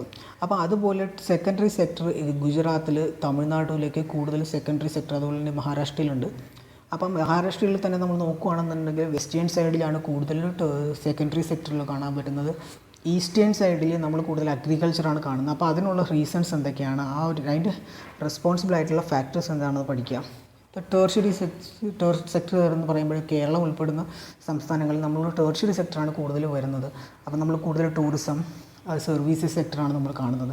അപ്പോൾ അതിനുള്ള റീസൺസ് എന്താണ് എന്നുള്ളത് നമ്മൾ പഠിക്കുക, ഇൻക്ലൂഡിങ് വേൾഡ് ആൻഡ് ഇന്ത്യ. ഇനി അടുത്തത് ഇമ്പോർട്ടൻറ്റ് ജോഗ്രഫിക്കൽ ഫിനോമിനൻസ് ആണ്. അത് നമുക്കറിയാവുന്ന കാര്യങ്ങൾ, എർത്ത് ക്യൂക്ക് എന്താണ്, എന്തുകൊണ്ടാണ് എർത്ത് ക്യൂക്ക് ഉണ്ടാകുന്നത്, അതിനെക്കുറിച്ച് ഡീറ്റെയിൽ ആയിട്ട് പഠിക്കുക. സുനാമി, വോൾക്കാനിക് ആക്ടിവിറ്റി, സൈക്ലോൺസ്, ഇതിനെപ്പറ്റിയൊക്കെ ഡീറ്റെയിൽഡ് ആയിട്ട് പഠിക്കുക. അടുത്തത് geographical features and their locations. അത് കഴിഞ്ഞ് കഴിഞ്ഞാൽ changes in critical geographical features including water bodies, polar ice caps and in the flora and fauna and their effects on such change. അപ്പം നമ്മളെ ക്രിട്ടിക്കലായിട്ടുള്ള ജോഗ്രഫിക്കൽ ഫീച്ചേഴ്സിലുണ്ടാകുന്ന ചേഞ്ചസ്, നമ്മളിപ്പം ഒരു ഫോർ എക്സാമ്പിൾ പറയുകയാണെന്നുണ്ടെങ്കിൽ പോളാർ റീജിയനുകളിലുള്ള ഐസ് ക്യാപ്പുകൾ ഉരുവിയിട്ട് നമ്മുടെ സമുദ്രനിരപ്പ് ഉയരുമെന്നും അതുകൊണ്ട് നമ്മുടെ ജന്തു ജീവജാലങ്ങളിലും അതുപോലെ തന്നെ സസ്യങ്ങളിലും എന്തൊക്കെയാണ് വ്യത്യാസങ്ങളുണ്ടാകുക. ഫ്ലോറ എന്ന് പറയുമ്പോൾ സസ്യങ്ങളും ഫൗണ എന്ന് പറയുമ്പോൾ ജന്തു ജീവജാലങ്ങളും. അപ്പോൾ അവയിൽ ഇതുകൊണ്ടുണ്ടാകുന്ന ഈ പറയുന്ന ജോഗ്രഫിക്കൽ ഫീച്ചേഴ്സിലുണ്ടാകുന്ന ചേഞ്ചസ് കൊണ്ടുണ്ടാകുന്ന മാറ്റങ്ങൾ എന്തൊക്കെയാണ്, അതിനെപ്പറ്റിയൊക്കെ ഡീറ്റെയിൽ ആയിട്ട് പഠിക്കണം. അത് കഴിഞ്ഞ് ഇതൊക്കെ കൂടുതലും നമുക്ക് കറണ്ട് അഫെയർസിനകത്ത് നമ്മൾ കവർ ചെയ്ത് പോകുന്ന കാര്യങ്ങളായിരിക്കും. അത് കഴിഞ്ഞ് കഴിഞ്ഞാൽ salient features of world physical geography. World physical ജോഗ്രഫിയിൽ എവിടെയൊക്കെയാണ് മൗണ്ടൻസ് ഉള്ളത്, റിവേഴ്സ് ഉള്ളത് ഇമ്പോർട്ടൻ്റ്. അപ്പം ഒരു ഓവറോൾ ഒരു ഐഡിയ നമുക്ക് വേൾഡ് ഫിസിക്കൽ ജോഗ്രഫിയെക്കുറിച്ച് ഉണ്ടാവണം. അപ്പോൾ ഈ പറയുന്ന ജോഗ്രഫിയെക്കുറിച്ച് പറയുകയാണെങ്കിൽ പ്രിലിംസ് എക്സാമിനേഷനും മെയിൻസ് എക്സാമിനേഷനും നമ്മൾ ഒരുപോലെ പഠിക്കുന്ന ഒരു സംഭവമാണ്. ഇതിനകത്ത് നമ്മൾ ഏറ്റവും നല്ല സംഭവം എന്ന് പറയുന്നത് 6th മുതൽ +2 വരെയുള്ള NCERT ടെക്സ്റ്റ് ബുക്കുകൾ നന്നായിട്ട് പഠിക്കാം. അതോടൊപ്പം നമ്മൾ കറണ്ട് അഫെയർസും കൂടെ ആകുമ്പോൾ നമുക്ക് ഈ ടോപ്പിക്കുകൾ നന്നായിട്ട് കവർ ചെയ്യാൻ പറ്റും. പിന്നെ ഇത് പഠിക്കാൻ നല്ലൊരു പുസ്തകങ്ങളെന്ന് പറയുന്നത് ഗോച്ചിങ് ലിയോങ് എന്ന് പറയുന്നത് GC ലിയോങ്ങിൻ്റെ ഒരു പുസ്തകമുണ്ട്.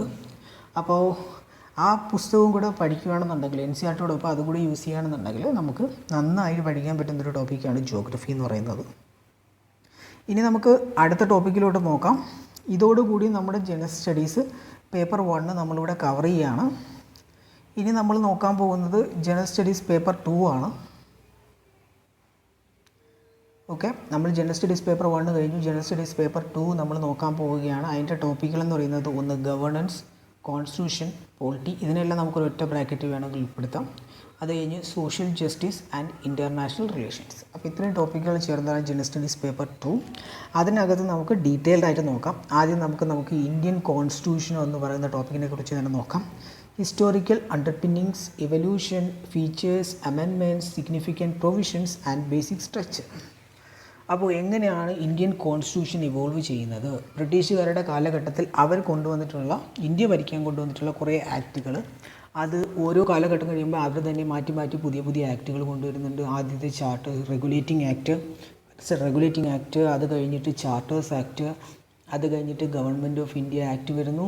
അപ്പോൾ ഫൈനലി ഒരു government of India act of 1935, അതിൽ നിന്ന് പിന്നീട് നമുക്കുള്ള കോൺസ്റ്റിറ്റ്യൂഷൻ, ഇന്ത്യൻ കോൺസ്റ്റിറ്റ്യൂഷൻ ആയി നിൽക്കുന്നവർ ആ ഒരു ഇവല്യൂഷൻ പഠിക്കുക. ഇപ്പോൾ ഇന്ത്യൻ കോൺസ്റ്റിറ്റ്യൂഷനകത്തുള്ള ഫീച്ചേഴ്സ് എന്തൊക്കെയാണ്? നമ്മുടെ ഒരു സോവറൈനാണ്, അതിനകത്തുള്ള ഫീച്ചേഴ്സ് എന്താണ്? നമുക്ക് ഒരുപാട് ഫീച്ചേഴ്സ് എടുത്ത് പറയാൻ പറ്റും. എമർജൻസി പ്രൊവിഷൻസ് ഉണ്ട്, അതുപോലെ തന്നെ ലോങ്സ്റ്റ് റിട്ടേൺ കോൺസ്റ്റിറ്റ്യൂഷനാണ്. അപ്പോൾ അതിൻ്റെ ഫീച്ചേഴ്സും കാര്യങ്ങളൊക്കെ പഠിക്കാം. പിന്നെ അമെൻമെൻറ്റ്സ്, ഇമ്പോർട്ടൻ്റ് ആയിട്ടുള്ള അമെൻമെൻറ്റ്സുകൾ പഠിക്കാം. സിഗ്നിഫിക്കൻറ്റ് പ്രൊവിഷൻസ് പഠിക്കുക. അതുപോലെ തന്നെ ബേസിക് സ്ട്രക്ചർ എന്ന് പറയുന്നത് ഒരു ജുഡീഷ്യൽ ഇന്നോവേഷൻ ആയിട്ടുള്ള ഒരു കാര്യമാണ്. അപ്പം അതായത് ജുഡീഷ്യലി ഒരു ജഡ്ജ്മെൻറ്റിലൂടെ പറഞ്ഞിട്ടുള്ള കാര്യമാണ്. നമ്മുടെ ഇന്ത്യൻ കോൺസ്റ്റിറ്റ്യൂഷന് ഒരു ബേസിക് സ്ട്രക്ചറുണ്ട്, അത് പാർലമെൻറ്റിന് അമെൻഡ് ചെയ്യാൻ പറ്റില്ല എന്നുള്ള കാര്യം. അപ്പോൾ അതെന്തൊക്കെയാണ് ജുഡീഷ്യറി, അതായത് സുപ്രീം കോടതി പറഞ്ഞിട്ടുള്ളതെന്ന് നമ്മളൊന്ന് പഠിക്കുക. അടുത്തത് factors and responsibilities of union States, issues and challenges pertaining to the federal structure, devolution of powers and finances up to the local levels and challenges therein. അതായത് ആദ്യം നമ്മൾ യൂണിയൻ ഗവൺമെൻറ്റിൻ്റെയും സ്റ്റേറ്റ് ഗവൺമെൻറ്റിൻ്റെയും ഫങ്ഷൻസും റെസ്പോൺസിബിലിറ്റീസും പഠിക്കാം. ശരിക്കും ഈ ടോപ്പിക്കൊക്കെ പഠിക്കുന്നത് നമുക്ക് ഏറ്റവും നല്ലത് ഇന്ത്യൻ പോളിറ്റി ബൈ ലക്ഷ്മികാന്ത് എന്ന് പറയുന്ന ആളുടെ ഒരു പുസ്തകമുണ്ട്. ആ പുസ്തകത്തിനകത്ത് നമുക്ക് ഓൾറെഡി നമ്മൾ ഇന്ത്യൻ കോൺസ്റ്റിറ്റ്യൂഷൻ എന്ന് പറയുന്ന കാര്യം പഠിക്കുമ്പോൾ ഈ പറയുന്ന ടോപ്പിക്കുകളെല്ലാം കവർ ചെയ്യും. ഇന്ത്യൻ കോൺസ്റ്റിറ്റ്യൂഷനകത്തുള്ള എല്ലാ പ്രൊവിഷൻസിലുള്ള കാര്യങ്ങളൊക്കെ തന്നെയാണ് ഈ പറഞ്ഞിരിക്കുന്നത്. അതിനകത്ത് issues and challenges pertaining to the federal structure, Indian കോൺസ്റ്റിറ്റ്യൂഷനിൽ ഒരു ഫെഡറൽ സ്ട്രക്ചറാണ് പറഞ്ഞിരിക്കുന്നത്. അപ്പോൾ അതുകൊണ്ട് ശരിക്കും ഇന്ത്യൻ കോൺസ്റ്റിറ്റ്യൂഷനിൽ ഫെഡറൽ എന്നൊരു വേർഡ് യൂസ് ചെയ്തിട്ടില്ല, പകരം യൂണിയൻ ഓഫ് സ്റ്റേറ്റ്സ് എന്നാണ് പറഞ്ഞിരിക്കുന്നത്. അപ്പോൾ അതുകൊണ്ട് ആ ഒരു ഇത് തമ്മിലുള്ള ഡിഫറൻസ് എന്താണ്? ഫെഡറൽ ഗവൺമെൻറ്റും യൂണിയൻ ഗവൺമെൻറ്റും തമ്മിലുള്ള ഡിഫറൻസ് എന്താണ്? അപ്പോൾ ഇതുകൊണ്ടുള്ള ഇഷ്യൂസ് എന്തൊക്കെയാണ് ഉണ്ടാകുന്നത് എന്ന് നമ്മൾ മനസ്സിലാക്കുക. അടുത്ത ഡിവല്യൂഷൻ ഓഫ് പവേഴ്സ്. അപ്പോൾ സ്റ്റേറ്റ്, സെൻട്രൽ, ലോക്കൽ ഗവൺമെൻറ്റ്സിൽ പവേഴ്സ് എങ്ങനെയാണ് ഡിസ്ട്രിബ്യൂട്ട് ചെയ്തിരിക്കുന്നത്? നമുക്കൊരു 3 ടയർ ഗവൺമെൻറ് ആണല്ലോ. ഏറ്റവും മുകളിൽ യൂണിയൻ ഗവൺമെൻറ് ഉണ്ട്, തൊട്ട് താഴെ സ്റ്റേറ്റ് ഗവൺമെൻറ് ഉണ്ട്, ഏറ്റവും താഴെ നമുക്ക് ലോക്കൽ ഗവൺമെൻറ്, അതായത് പഞ്ചായത്ത്, മുനിസിപ്പാലിറ്റി ഉണ്ട്. അപ്പോൾ ഇതിലെങ്ങനെയാണ് അവർ പവേഴ്സ് ഡിസ്ട്രിബ്യൂട്ട് ചെയ്തിരിക്കുന്നത്, എങ്ങനെയാണ് ഫിനാൻസ് ഡിസ്ട്രിബ്യൂട്ട് ചെയ്യുന്നത്? അപ്പോൾ അതിനുകൊണ്ടുള്ള ചലഞ്ചസും കാര്യങ്ങളുമാണ് നമ്മൾ പഠിക്കേണ്ടത്. അടുത്ത ടോപ്പിക് എന്ന് പറയുന്നത് separation of powers between various organs. അപ്പം ഈ ഒരുപാട് ഓർഗൻസുകൾ തമ്മിലുള്ള പവേഴ്സ്, അവർക്ക് ഓരോരുത്തർക്ക് എങ്ങനെയാണ് പവർ ഡിസ്ട്രിബ്യൂട്ട് ചെയ്തിരിക്കുന്നത് പഠിക്കാം.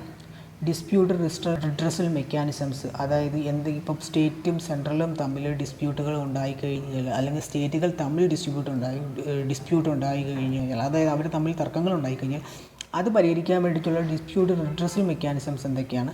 അത് സ്റ്റേറ്റും സെൻട്രലും തമ്മിൽ മാത്രമല്ല, ബാക്കിയുള്ള കാര്യങ്ങളിൽ എന്തൊക്കെയാണെന്ന് നമ്മൾ പഠിക്കുക, അതിനുള്ള ഇൻസ്റ്റിറ്റ്യൂഷൻസ് പഠിക്കുക. അടുത്തത് comparison of Indian constitutional scheme with that of other countries. നമുക്കറിയാവുന്നൊരു കാര്യമാണ് ഇന്ത്യൻ കോൺസ്റ്റിറ്റ്യൂഷൻ എന്ന് പറയുന്നത്. അതിനകത്ത് ഒരുപാട് ഫീച്ചേഴ്സ് നമ്മൾ ബാക്കിയുള്ള രാജ്യങ്ങളുടെ കോൺസ്റ്റിറ്റ്യൂഷനിൽ നിന്ന് ചൂസ് ചെയ്തിട്ടുണ്ട്. പക്ഷേ എന്നാലും നമ്മൾ അതേ കണക്കാണ് ചൂസ് ചെയ്തതെന്ന് വെച്ച് കഴിഞ്ഞാൽ അല്ല, നമ്മൾ അതിന് നമ്മുടേതായിട്ടുള്ള രീതിയിൽ നമുക്ക് ആവശ്യത്തിനായിട്ടുള്ള രീതിയിൽ ഒരുപാട് മാറ്റങ്ങൾ വരുത്തിയിട്ടുള്ളൂ. അപ്പോൾ അതിൻ്റെ ഒരു കമ്പാരിസൺ പഠിക്കുക. അടുത്തത് parliament and state legislatures. Indian പാർലമെൻറ്റിനെ കുറിച്ച് പഠിക്കുക, അതിൻ്റെ സ്റ്റേറ്റ് ലെജിസ്ലേച്ചേഴ്സ്, അതിൻ്റെ structure, functioning, conduct of business and powers, privileges, issues arising out of these. ഈ കാര്യങ്ങളെല്ലാം പഠിക്കുന്നതോടുകൂടി നമുക്ക് ഇന്ത്യൻ കോൺസ്റ്റിറ്റ്യൂഷൻ കവർ ചെയ്യാൻ സാധിക്കും. ഇനി നമുക്ക് അടുത്തത് നോക്കാം. അടുത്തത് പൊളിറ്റിക്കകത്ത് നമ്മൾ കാണുന്നത് structure, organisation and functioning of the executive and the judiciary, ministries and departments of the government, pressure groups, formal and informal associations and their role in the polity. ഇപ്പോൾ ഇതിനകത്ത് എന്താണ്? Structure, organisation and functioning of executive എന്ന് പറയുമ്പോൾ മിനിസ്റ്റേഴ്സാണ്. പിന്നെ judiciary എന്ന് പറയുമ്പോൾ നമുക്കറിയാം supreme court, high court ഉൾപ്പെടുന്ന ആ ഒരു ഹൈറാർക്കിക്കൽ സ്ട്രക്ചറിലുള്ള ജുഡീഷ്യറിയാണ്, നമ്മൾ ഇൻ്റഗ്രേറ്റഡ് ജുഡീഷ്യറി എന്ന് പറയാം. പിന്നെ ഉള്ളത് മിനിസ്ട്രീസ് ആൻഡ്, അപ്പോൾ അതിൻ്റെ സ്ട്രക്ചർ എന്താണ്? ഇപ്പോൾ ജുഡീഷ്യറിയുടെ സ്ട്രക്ചർ എന്താണ്, അതിൻ്റെ ഓർഗനൈസേഷൻ എങ്ങനെയാണ്, അതെങ്ങനെയാണ് ഫങ്ഷനിങ് ചെയ്യുന്നത്, അതുപോലെ തന്നെ എക്സിക്യൂട്ടീവ് എങ്ങനെയാണ് ഫങ്ഷനിങ് ചെയ്യുന്നത്. പിന്നെയുള്ളത് ministries and departments of government. ഇപ്പോൾ ഇന്ത്യൻ ഗവൺമെൻറ് എടുക്കുകയാണെങ്കിൽ നമുക്ക് അതിനകത്ത് ഒരുപാട് മിനിസ്ട്രീസ് ഉണ്ട്, അതിനെക്കുറിച്ചൊക്കെ പഠിക്കാം. പിന്നെയുള്ളത് പ്രഷർ ഗ്രൂപ്പ് എന്ന് പറയുമ്പോൾ ഫോർ എക്സാമ്പിൾ നമുക്ക് കേരളത്തിൽ വരികയാണെന്നുണ്ടെങ്കിൽ SNDP NSS അവർക്കൊരു പ്രഷർ ഗ്രൂപ്പായിട്ട് നമുക്ക് വേണമെങ്കിൽ പറയാൻ പറ്റുന്നതാണ്. കാരണം ഗവൺമെൻറ്റിൻ്റെ പല പോളിസീനെയും ഇൻഫ്ലുവൻസ് ചെയ്യാൻ തക്കതായിട്ടുള്ള കപ്പാസിറ്റി ഉള്ള പ്രഷർ ഗ്രൂപ്പുകളാണ്. ഇതുമാത്രം ആവണമെന്നില്ല. ഇപ്പം ഈ ബിസിനസ്സുകാരെല്ലാവർക്കും ചേർന്നിട്ടുള്ള ഫിക്കി പോലുള്ള സ്ഥാപനങ്ങൾ, ഫിക്കി പോലുള്ള അസോസിയേഷൻസ്, അപ്പോൾ അങ്ങനെയുള്ള അസോസിയേഷൻസ് ഒരു പ്രഷർ ഗ്രൂപ്പായിട്ട് ആക്ട് ചെയ്യാം. ഫോമൽ ആൻഡ് ഇൻഫോമൽ അസോസിയേഷൻസ്, ഇതിൻ്റെ എല്ലാത്തിൻ്റെയും റോൾ ഇൻ ദ പോളിറ്റി, ഇതൊക്കെയാണ് നമ്മൾ പോളിറ്റിക്കകത്ത് വരുന്നത്. അടുത്തത് salient features of the representation of people's act. ഈ റെപ്രസെൻറ്റേഷൻ ഓഫ് പീപ്പിൾസ് ആക്ട് എന്ന് പറയുന്ന ആക്ടിനെ ആസ്പദമാക്കിയാണ് ഇന്ത്യയിൽ ഇലക്ഷൻസ് എല്ലാം നടക്കുന്നത്. അപ്പം ഇത് ഒരാൾ എങ്ങനെയാണ് ഡിസ്ക്വാളിഫൈ ആകുന്നത്, അതിനുള്ള കുറച്ച് കാര്യങ്ങൾ ഈ പറയുന്ന റെപ്രസെൻറ്റേഷൻ ഓഫ് പീപ്പിൾസ് ആക്ടിലുണ്ട്. മോഡൽ കോഡ് ഓഫ് കണ്ടക്റ്റ് എന്നൊക്കെ നമ്മൾ പറയുന്ന കാര്യങ്ങൾ, അതുപോലെ ഇലക്ഷനുമായിട്ട് ബന്ധപ്പെട്ടിട്ടുള്ള കാര്യങ്ങളെല്ലാം വരുന്നൊരു കാര്യമാണ് ഈ പറയുന്ന റെപ്രസെൻറ്റേഷൻ ഓഫ് പീപ്പിൾസ് ആക്ട്. 1951 പാസ്സാക്കിയിട്ടുള്ള ഒരു ആക്റ്റാണ്. അപ്പോൾ അതിൻ്റെ ഫീച്ചേഴ്സ് എന്താണെന്ന് നമ്മൾ പഠിക്കുക. പിന്നെ appointments to various constitutional post, നമ്മൾ ആദ്യം കോൺസ്റ്റിറ്റ്യൂഷനിൽ പറഞ്ഞിട്ടുള്ള ഒരുപാട് ഓർഗനൈസേഷൻസ് അല്ലെങ്കിൽ ഓർഗൻസ് ഉണ്ട്. അപ്പോൾ ആ കോൺസ്റ്റിറ്റ്യൂഷണൽ പോസ്റ്റുകളിൽ എങ്ങനെയാണ് അപ്പോയിൻമെൻറ്റുകൾ നടക്കുന്നത്, അതിൻ്റെ പവേഴ്സ് എന്താണ്, ഫങ്ഷൻസ് എന്താണ്, റെസ്പോൺസിബിലിറ്റീസ് എന്താണ്. ഇപ്പം നമുക്ക് ഇങ്ങനെയുള്ള കോൺസ്റ്റിറ്റ്യൂഷണൽ ബോഡീസ് നമ്മൾ for example UPSC PSC CAG controller and auditor general of India, അപ്പോൾ ഇതൊക്കെ കോൺസ്റ്റിറ്റ്യൂഷണൽ ബോഡീസാണ്. അപ്പോൾ ആ ബോഡീസിൽ എങ്ങനെയാണ് അപ്പോയിൻമെൻറ്റ് നടക്കുന്നത്, അവരുടെ പവേഴ്സ് എന്താണ്, ഫങ്ഷൻസ് എന്താണ്, റെസ്പോൺസിബിലിറ്റീസ് എന്നൊക്കെയാണ് നമ്മൾ പഠിക്കുന്നത്. അപ്പോൾ കോൺസ്റ്റിറ്റ്യൂഷണൽ ബോഡീസിനെ കുറിച്ച് നമ്മൾ ഡീറ്റെയിൽ ആയിട്ട് പഠിക്കണം. ഇതും നമ്മൾ കോൺസ്റ്റിറ്റ്യൂഷനകത്ത് തന്നെ കവർ ചെയ്യുന്നതാണ്. പിന്നെ സ്റ്റാറ്റ്യൂട്ടറി എന്ന് പറയുമ്പോൾ നിയമം വഴി സ്ഥാപിതമായ സ്ഥാപനങ്ങൾ. റെഗുലേറ്റ് ചെയ്യാൻ വേണ്ടിയിട്ട് നമ്മൾ എന്തെങ്കിലും മേഖലയെ റെഗുലേറ്റ് ചെയ്യാൻ വേണ്ടിയിട്ട്, ഫോർ എക്സാമ്പിൾ SEBI എന്ന് പറയുന്നത് നമ്മൾ സ്റ്റോക്ക് മാർക്കറ്റിനെ റെഗുലേറ്റ് ചെയ്യാൻ വേണ്ടിയിട്ടുള്ള ഒരു റെഗുലേറ്ററി ബോഡിയാണ്. അതുപോലെ തന്നെ various quasi judicial bodies. Quasi judicial എന്ന് പറയുമ്പോൾ ജുഡീഷ്യൽ ബോഡി, ക്വാസി ജുഡീഷ്യൽ എന്ന് പറയുമ്പോൾ ജുഡീഷ്യറി അല്ല, എന്നാൽ ജുഡീഷ്യറിയുടെ പവറുള്ള ബോഡീസുകളെയാണ്. അതായത് ചില കാര്യങ്ങളെക്കുറിച്ച് തർക്കങ്ങൾ പരിഹരിക്കാൻ തക്കതായിട്ട് പവേഴ്സുള്ള ബോഡികളെയാണ് ക്വാസി ജുഡീഷ്യൽ ബോഡി എന്ന് പറയുന്നത്. അപ്പോൾ അങ്ങനെയുള്ള ക്വാസി ജുഡീഷ്യൽ ബോഡിയെക്കുറിച്ച് പഠിക്കുക, റെഗുലേറ്ററി ബോഡിയെക്കുറിച്ച് പഠിക്കുക, സ്റ്റാറ്റ്യൂട്ടറി ബോഡീസിനെ കുറിച്ച് പഠിക്കുക. ഇനി നമുക്ക് അടുത്ത ടോപ്പിക്ക് നോക്കാം. അടുത്തത് സോഷ്യൽ ജസ്റ്റിസ് ആണ്. അതിനകത്ത് government policies and interventions for the development of various sectors and issues arising out of their design and implementation. അപ്പം നമ്മളിവിടെ ഫസ്റ്റ് നോക്കുന്ന ഗവൺമെൻറ്റിൻ്റെ പോളിസീസും ഇൻ്റർവെൻഷൻസും ആണ്. നമ്മൾ ഡെവലപ്മെൻറ്റിന് വേണ്ടിയിട്ട് ഒരുപാട് കാര്യങ്ങൾ ഗവൺമെൻറ് പോളിസീസും ഇൻ്റർവെൻഷൻസും കൊണ്ടുവരും. അപ്പോൾ ഓരോ സെക്ടർ വൈസായിട്ട് നമ്മൾ ഇത് കൂടുതലും പഠിക്കാൻ നല്ലത് കറണ്ട് അഫയേഴ്സ് ആയിരിക്കും. കറണ്ട് അഫയേഴ്സിനകത്ത് നമ്മൾ ഓരോ പോളിസീസ് വരുമ്പോൾ എങ്ങനെയാണ് അവർ ഇംപ്ലിമെൻറ്റ് ചെയ്യുന്നത്, അതുകൊണ്ടുള്ള ഇഷ്യൂസ് എന്താണ്. സപ്പോസ് നമ്മൾ ആ ഒരു പോളിസി കൊണ്ടുവരുമ്പോൾ തന്നെ അതിനകത്ത് ഒരുപാട് ക്രിറ്റിസിസംസും ഉണ്ടാവാറുണ്ട്. അതൊക്കെ നമുക്ക് ന്യൂസ് പേപ്പറിൽ നിന്ന് ലഭിക്കുന്നതാണ്. അപ്പോൾ അതിനകത്ത് പലരും പറയും അങ്ങനെയുള്ള കാര്യങ്ങൾ ചെയ്തു കഴിഞ്ഞാൽ അവരുടെ അഭിപ്രായങ്ങൾ രേഖപ്പെടുത്തും, അത് ഇന്ന പ്രശ്നങ്ങളുണ്ടാവാൻ സാധ്യതയുണ്ട്. ചിലപ്പോൾ അത് പ്രശ്നങ്ങളുണ്ടാവാം, ചിലപ്പോൾ അത് ഇംപ്ലിമെൻറ്റ് ചെയ്യുമ്പോൾ ആ പ്രശ്നങ്ങളുണ്ടാവില്ല, നമ്മൾ പ്രതീക്ഷിക്കാത്ത പല പ്രശ്നങ്ങളുണ്ടാവും. അപ്പോൾ അതിനെ പറ്റിയൊക്കെയാണ് നമ്മൾ ഇവിടെ പഠിക്കേണ്ടത്. അപ്പോൾ അങ്ങനെയുള്ള കാര്യങ്ങൾ നമ്മൾ കറണ്ട് അഫയേഴ്സിൽ നിന്ന്, ന്യൂസ് പേപ്പേഴ്സിൽ നിന്ന് നമുക്ക് കൂടുതൽ ലഭിക്കുന്നതാണ്. പിന്നെ development process and development industry, the role of NGOs, self help group, അതാണ് SHGs എന്ന് പറയുന്നത്, various group and associations, donors, charities, institutional and other stakeholders. അപ്പോൾ നമ്മുടെ ഇന്ത്യയിലുള്ള ഡെവലപ്മെൻറ്റൽ പ്രോസസ്സിലും അതുപോലെ തന്നെ ദി ഡെവലപ്മെൻറ്റ് ഇൻഡസ്ട്രി, അതിനകത്ത് ആരുടെയൊക്കെ NGOസിൻ്റെ റോൾ. NGOs എന്ന് പറയുന്നത് നോൺ ഗവൺമെൻറ്റൽ ഓർഗനൈസേഷൻസ് ആണ്. ഗവൺമെൻറ് ഓർഗനൈസേഷൻ അല്ല നമ്മൾ, പക്ഷേ ഗവൺമെൻറ്റിൻ്റെ പല പോളിസീസും ഇംപ്ലിമെൻറ്റ് ചെയ്യാൻ സഹായിക്കുന്നതും അതുപോലെ തന്നെ പല കാര്യങ്ങളും പോളിസീസിനും എഗെയിൻസ്റ്റായിട്ട് നിൽക്കുന്നതുമായിട്ടുള്ള സ്ഥാപനമാണ് NGOs. അതെന്ന് പറയുന്നത് അവർക്ക് അവരുടേതായിട്ടുള്ള മോട്ടീവ്സ് ഉണ്ടാവും, അത് നല്ലതിന് വേണ്ടി എന്നുള്ളൊരു മോട്ടിവേഷനിലാണ് ഈ പറയുന്ന NGOs പ്രവർത്തിക്കുന്നത്. സെൽഫ് ഹെൽപ്പ് ഗ്രൂപ്പുകൾ എന്ന് പറയുമ്പോൾ നമുക്കൊരു എക്സാമ്പിൾ പറയാൻ പറ്റുന്നത് കേരളത്തിലുള്ള അയൽക്കൂട്ടമാണ്. പിന്നെയുള്ളത് അതുപോലെ വേരിയസ് ഗ്രൂപ്പ്സും അസോസിയേഷൻസും ഉണ്ട്, ഡോണേഴ്സ് ഉണ്ട്, ചാരിറ്റീസ് ഉണ്ട്, institution and other stakeholders. ഇതിനെക്കുറിച്ചൊക്കെ നമ്മൾ പഠിക്കാം. അടുത്തത് വെൽഫെയർ സ്കീംസ് ആണ്. Welfare schemes for vulnerable sections of the population by centre and States.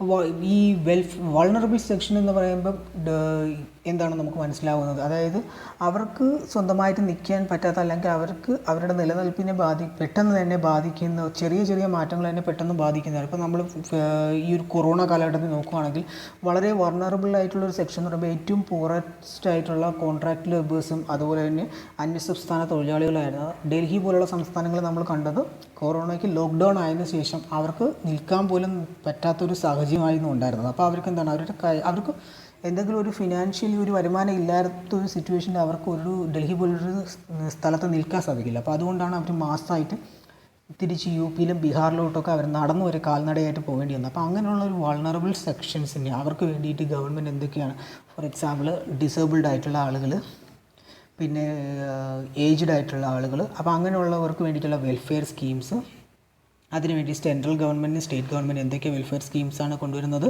Performance of the schemes, ഈ സ്കീംസിൻ്റെയൊക്കെ പെർഫോമൻസ് എന്താണ്, അതിൻ്റെ mechanisms, laws, institutions and bodies constituted for the protection and betterment of these vulnerable sections.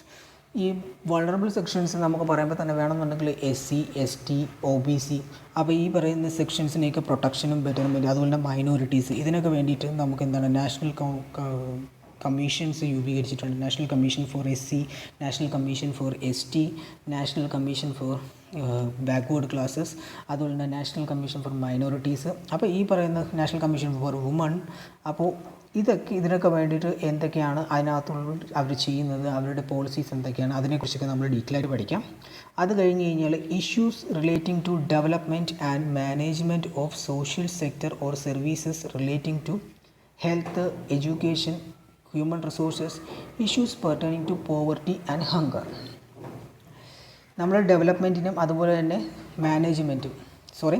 Social സെക്ടറും സർവീസസുമായിട്ട് relate ചെയ്തിട്ടുള്ള കാര്യങ്ങളാണ് നമ്മളിവിടെ പഠിക്കുന്നത്. അതിൻ്റെ ഡെവലപ്മെൻറ്റിന്, social സെക്ടറിലും സർവീസസിലുമായിട്ടുള്ള ഡെവലപ്മെൻറ്റിനും മാനേജ്മെൻറ്റിനും വേണ്ടിയിട്ടുള്ള കാര്യങ്ങൾ ചെയ്യുമ്പോഴുണ്ടാകുന്ന ഇഷ്യൂസിനെ പറ്റിയിട്ടാണ് നമ്മൾ നോക്കേണ്ടത്. അപ്പോൾ സോഷ്യൽ സെക്ടറായിട്ട് നമ്മളിവിടെ ഉദ്ദേശിക്കുന്നത് ഹെൽത്ത് സെക്ടർ, എഡ്യൂക്കേഷൻ സെക്ടർ. ഇപ്പോൾ ഹെൽത്ത് സെക്ടറിൽ നമ്മൾ കൊറോണ കാലഘട്ടത്തിൽ കണ്ടിട്ടുള്ളതാണ്. ആ ഒരു പല സംസ്ഥാനങ്ങളിലെന്ന് പറയുന്നത്, ഇപ്പോൾ കേരളം പോലുള്ള സംസ്ഥാനങ്ങളിൽ നമുക്ക് ആവശ്യമാതിരി ഹോസ്പിറ്റലുകൾ ഉണ്ടായിരുന്നതുകൊണ്ട് അത് മാനേജ് ചെയ്യാൻ ഈസി ആയിരുന്നു. എന്നാൽ പല സ്റ്റേറ്റുകളിലും ആവശ്യത്തിനുള്ള ഹെൽത്ത് ഫെസിലിറ്റീസ് കുറവായിരുന്നു. അതായത് ഹോസ്പിറ്റലുകളുടെ എണ്ണം കുറവാണ്, അല്ലെങ്കിൽ ഹോസ്പിറ്റലുകൾ ഉണ്ടെങ്കിൽ തന്നെ അതിൽ ഹ്യൂമൻ റിസോഴ്സ്, അതായത് ഡോക്ടേഴ്സിൻ്റെയും നഴ്സുമാരുടെയൊക്കെ എണ്ണം കുറവാണ്, അല്ലെങ്കിൽ ഇൻഫ്രാസ്ട്രക്ചറിൻ്റെ കുറവാണ്. അപ്പോൾ അതുകൊണ്ടുണ്ടാകുന്ന പ്രശ്നങ്ങൾ, എഡ്യൂക്കേഷൻ സെക്ടറിൽ ഇതുപോലുള്ള പ്രശ്നം, ഹ്യൂമൻ റിസോഴ്സസിൽ ഇതുപോലെ ഉണ്ടാകുന്ന പ്രശ്നങ്ങൾ, issues relating to poverty and hunger. അതുപോലെ തന്നെ പോവർട്ടി, ദാരിദ്ര്യവും ഹങ്കറിനെയും പറ്റിയിട്ടുള്ള ഇഷ്യൂസാണ് നമ്മൾ ഈ പറയുന്ന സോഷ്യൽ ജസ്റ്റിസ് എന്ന് പറയുന്ന ടോപ്പിക്കിൽ കവർ ചെയ്യുന്നത്. ഓൾ ഓവർ നമ്മളിത് നോക്കിക്കഴിഞ്ഞ് കഴിഞ്ഞാൽ നമുക്ക് എന്താണ് ന്യൂസ് പേപ്പറും ബാക്കിയുള്ളതായിട്ട് വളരെ ജനറലായിട്ട് പഠിക്കാൻ പറ്റുന്ന ഒരു ടോപ്പിക്കാണ് സോഷ്യൽ ജസ്റ്റിസ്. ഇത് കൂടുതലും മെയിൻസ് എക്സാമിനേഷനാണ് വേണ്ടത്. എന്നാൽ ഇതുപോലുള്ള വെൽഫെയർ സ്കീമുകളും കാര്യങ്ങളും ഗവൺമെൻറ് പോളിസീസും കാര്യങ്ങളും നമ്മൾ പ്രിലിംസിനും പഠിക്കുന്നതാണ്. ഓക്കെ, നമുക്ക് അടുത്ത ടോപ്പിക്ക് നോക്കാം. അടുത്തത് ഗവേണൻസ് ആണ്. ഗവേണൻസിനകത്ത് important aspects of governance, transparency, accountability. അപ്പോൾ ഗവേണൻസിൻ്റെ പല ആസ്പെക്റ്റുകളെ കുറിച്ചാണ് ഇവിടെ പഠിക്കാൻ പറഞ്ഞിരിക്കുന്നത്. അതിനകത്ത് നമുക്ക് ഗവേണൻസ് നോക്കാം. ഗവേണൻസ് എന്താണ്? Electronic governance. നമ്മളിന്നിപ്പോൾ ഗവേണൻസ് കൂടുതൽ ഇമ്പ്രൂവ് ചെയ്യാൻ വേണ്ടിയിട്ട് ഗവൺമെൻറ് ഗവേണൻസ് പ്രൊമോട്ട് ചെയ്യുന്നത്. അപ്പോൾ എല്ലാ മേഖലയിലും ഡിജിറ്റലൈസേഷൻ കൊണ്ടുവന്ന് കൂടുതൽ ഈസി ആയിട്ട് ഗവൺമെൻറ് പോളിസീസും കാര്യങ്ങളും ഇംപ്ലിമെൻറ്റ് ചെയ്യാം എന്നുള്ളതാണ് ഈ പറയുന്ന ഗവേണൻസ് കൊണ്ട് ഉദ്ദേശിക്കുന്നത്. അതിൻ്റെ ആപ്ലിക്കേഷൻസ്, മോഡൽസ്, സക്സസ്, അതിൻ്റെ ലിമിറ്റേഷൻസ്, അതുപോലെ തന്നെ പൊട്ടൻഷ്യൽസ്. പിന്നെയുള്ളത് സിറ്റിസൺ ചാർട്ടേഴ്സ് എന്താണെന്ന് നമ്മൾ പഠിക്കണം. അതുപോലെ തന്നെ transparency and accountability, institutional and other measures. പിന്നെയുള്ളത് role of civil services in a democracy. നമ്മൾ പഠിക്കുന്നത് സിവിൽ സർവീസ് എക്സാമിനേഷന് വേണ്ടിയിട്ടാണ്. അതുപോലെ തന്നെ നമുക്ക് സ്റ്റേറ്റിൽ സിവിൽ സർവീസസ് ഉണ്ട്. അപ്പോൾ ഈ പറയുന്ന സിവിൽ സർവീസസ് കൊണ്ട് ഇന്ത്യൻ ഡെമോക്രസിയിൽ അതിൻ്റെ ഒരു റോൾ എന്താണ്? വളരെ വലിയൊരു റോളാണ്. അതുകൊണ്ടാണ് നമ്മളെല്ലാവരും അതിന് വേണ്ടിയിട്ട് പഠിക്കുന്നതും അതിൽ നമ്മൾ ഇൻട്രസ്റ്റ് ആയിരിക്കുന്നതും. അപ്പോൾ അതെന്താണെന്നുള്ള റോള് നമ്മൾ മനസ്സിലാക്കുക. നമ്മൾ ഉദ്ദേശിക്കുന്നത്, അല്ലെങ്കിൽ നമ്മൾ ഈ എക്സാം പാസ്സായിട്ട് വന്നിട്ട് നമ്മൾ എന്താണോ ഉദ്ദേശിക്കുന്നത്, അല്ലെങ്കിൽ നമുക്ക് എന്താണോ ചെയ്യേണ്ടത്, അതൊക്കെ തന്നെയാണ് സിവിൽ സർവീസ് കൊണ്ട് ഉദ്ദേശിക്കുന്നത്. അത് നമ്മൾ ഡീറ്റെയിലായിട്ട് പഠിക്കാം.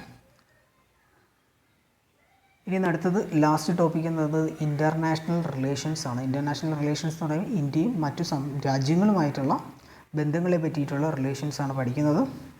ഇന്ത്യ ആൻഡ് ഇറ്റ്സ് നെയ്ബർഹുഡ്, ഇന്ത്യയും അതിൻ്റെ അടുത്ത് കിടക്കുന്ന രാജ്യങ്ങളെക്കുറിച്ചുള്ളതാണ്. അപ്പോൾ അത് വളരെ ഇമ്പോർട്ടൻ്റ് ആയിട്ടുള്ളതാണ്. ഇന്ത്യയും പാകിസ്ഥാനും ഇന്ത്യയും ചൈനയുമായിട്ടുള്ളതൊക്കെ പ്രശ്നങ്ങളും കാര്യങ്ങളൊക്കെ വളരെ ഇമ്പോർട്ടൻ്റ് ആയിട്ടുള്ളതാണ്, അവരുടെ റിലേഷൻസ്.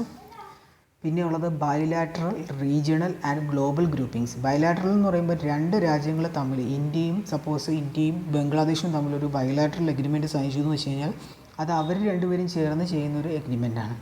ഇനി അടുത്ത റീജിയണൽ എഗ്രിമെൻ്റ് എന്ന് പറഞ്ഞു കഴിഞ്ഞാൽ, ഫോർ എക്സാമ്പിൾ സാർക്ക് പോലുള്ള ഓർഗനൈസേഷൻസ് എന്താണ്, ഒരു റീജിയണൽ ഓർഗനൈസേഷൻസ് ആണ്. അതിനകത്ത് റീജിയണൽ എന്ന് ഉദ്ദേശിക്കുന്നത് എന്താണ്, നമ്മുടെ സൗത്ത് ഏഷ്യൻ വേണ്ടിയിട്ടുള്ള ഒരു ഓർഗനൈസേഷനാണ് ഈ പറയുന്ന സാർക്ക്. അപ്പോൾ അതുപോലെ തന്നെയാണ് ഗ്ലോബൽ ഗ്രൂപ്പിങ്സ് എന്ന് പറയുമ്പം യുണൈറ്റഡ് നേഷൻസ് പോലുള്ള ഓർഗനൈസേഷൻസ് ആണ് ഗ്ലോബൽ ഗ്രൂപ്പിങ്സ്. അതിനകത്ത് ലോകത്തിലുള്ള ഒട്ടുമിക്ക രാജ്യങ്ങളും അതിൻ്റെ മെമ്പേഴ്സായിരിക്കും. അതുപോലെ തന്നെ agreements involving India and or affecting India's interest. അപ്പോൾ ഈ പറയുന്ന സാർക്ക് പോലുള്ള റീജിയണൽ ഓർഗനൈസേഷൻസിലും അതുപോലെ തന്നെ ബയലാറ്ററൽ എഗ്രിമെൻറ്റിലും വേൾഡ് ഗ്രൂപ്പിങ്സിലും എടുക്കുന്ന പല എഗ്രിമെൻറ്റുകളും ഇന്ത്യയുടെ ഇൻട്രസ്റ്റുകളെ അഫക്റ്റ് ചെയ്യുന്നുണ്ട്. അപ്പം സപ്പോസ് വേൾഡ് ഹെൽത്ത് ഓർഗനൈസേഷൻ അല്ലെങ്കിൽ വേൾഡ് ഹെൽത്ത് ഓർഗനൈസേഷൻ നമ്മൾ എടുക്കുകയാണെങ്കിൽ അതൊരു ഗ്ലോബൽ ഗ്രൂപ്പിംഗ് ആണ്. അതല്ലെന്നുണ്ടെങ്കിൽ വേൾഡ് ട്രേഡ് ഓർഗനൈസേഷൻ എടുക്കുകയാണെങ്കിൽ അതൊരു ഗ്ലോബൽ ഗ്രൂപ്പിംഗ് ആണ്. അപ്പോൾ വേൾഡ് ട്രേഡ് ഓർഗനൈസേഷനിൽ നമ്മൾ എടുക്കുന്ന ഒരു എഗ്രിമെൻറ്റ് നമ്മളിപ്പോൾ സപ്പോസ് നമ്മുടെ ഇന്ത്യയുടെ ഇൻട്രസ്റ്റിന് എഗെയിൻസ്റ്റ് ആയിട്ട് വരുന്നുണ്ടെങ്കിൽ നമ്മൾ അതിനെ സപ്പോർട്ട് ചെയ്യില്ല. അപ്പോൾ അതുപോലെയുള്ള കാര്യങ്ങളാണ് നമ്മൾ ഇവിടെ പഠിക്കുന്നത്. ഇനി അടുത്തത് effect of policies and politics of developed and developing countries on India's interest and Indian diaspora. ഇതിനകത്ത് എന്താണ് പഠിക്കുന്നത്, നമുക്കിപ്പം ഒരുപാട് നമ്മൾ ലോകരാജ്യങ്ങളെ നോക്കുമ്പം ചില രാജ്യങ്ങൾ നമ്മളുടെ US, യൂറോപ്പിലുള്ള ഒട്ടുമിക്ക രാജ്യങ്ങൾ ഉൾപ്പെടെ നമ്മൾ ഡെവലപ്ഡ് രാജ്യങ്ങളെന്ന് പറയും.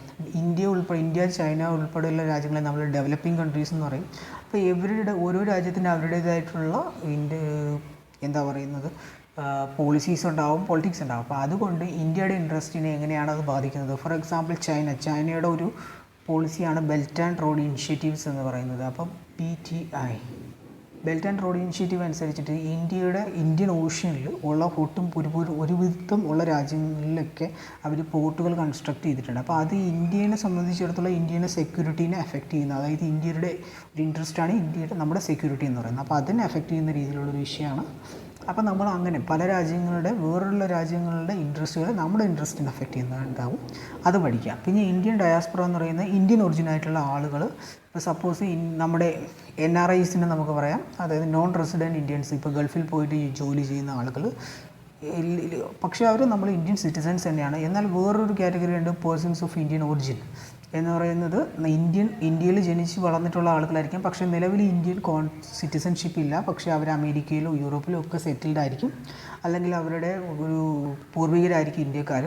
അപ്പോൾ അങ്ങനെ ഒരു ഡയാസ്പൊറ കൊണ്ടിട്ട് നമുക്ക് എന്തൊക്കെയാണ് യൂസ്, അതിൻ്റെ കോൺട്രിബ്യൂഷൻസ്, അതൊക്കെ വളരെ ഇമ്പോർട്ടൻ്റ് ആയിട്ടുള്ള കാര്യമാണ്. ഈ ഇന്ത്യൻ ഡയാസ്പൊറ എന്ന് പറയുന്നത് അത്യാവശ്യം ഒരു വൈബ്രൻ്റ് ആയിട്ടുള്ളൊരു ഏരിയ ആണ്. കാരണം പല കാര്യങ്ങളിലും ഇന്ത്യയുടെ ഫോറിൻ പോളിസിനെ ഹെൽപ്പ് ചെയ്യുന്നൊരു കാറ്റഗറിയാണ് ഇന്ത്യൻ ഡയാസ്പൊറ. അടുത്തത് ഇമ്പോർട്ടൻ്റ് ഇൻ്റർനാഷണൽ ഇൻസ്റ്റിറ്റ്യൂഷൻസ് ആണ്. United Nations, World Health Organization, UNESCO ഇതൊക്കെ ഇൻ്റർനാഷണൽ ഇൻസ്റ്റിറ്റ്യൂഷൻസ് ആണ്. Agencies, fora and their structure, mandate. അപ്പോൾ ഇൻ്റർനാഷണൽ ഇൻസ്റ്റിറ്റ്യൂഷൻസിനെ പറ്റി നന്നായിട്ട് പഠിക്കുക. ഏറ്റവും നല്ലത് നമ്മൾ പഠിക്കുന്ന കാലഘട്ടത്തിൽ കറണ്ട് അഫയേഴ്സിൽ മെൻഷൻ ചെയ്ത് വരുന്ന, അതായത് ന്യൂസിൽ മെൻഷൻ ചെയ്ത് വരുന്ന എല്ലാ ഇൻ്റർനാഷണൽ ഓർഗനൈസേഷനെ കുറിച്ച് നന്നായിട്ട് പഠിക്കുക എന്നുള്ളതാണ്. അത് കഴിഞ്ഞ് കഴിഞ്ഞാൽ നമ്മൾ ഡീറ്റെയിൽ ആയിട്ട് യുണൈറ്റഡ് നേഷൻസിനെയും അതിൻ്റെ ഓർഗനൈസേഷനെ കുറിച്ചൊക്കെ പഠിക്കുക. അത് വളരെ ഇമ്പോർട്ടൻ്റ് ആയിട്ടുള്ളൊരു കാര്യമാണ്.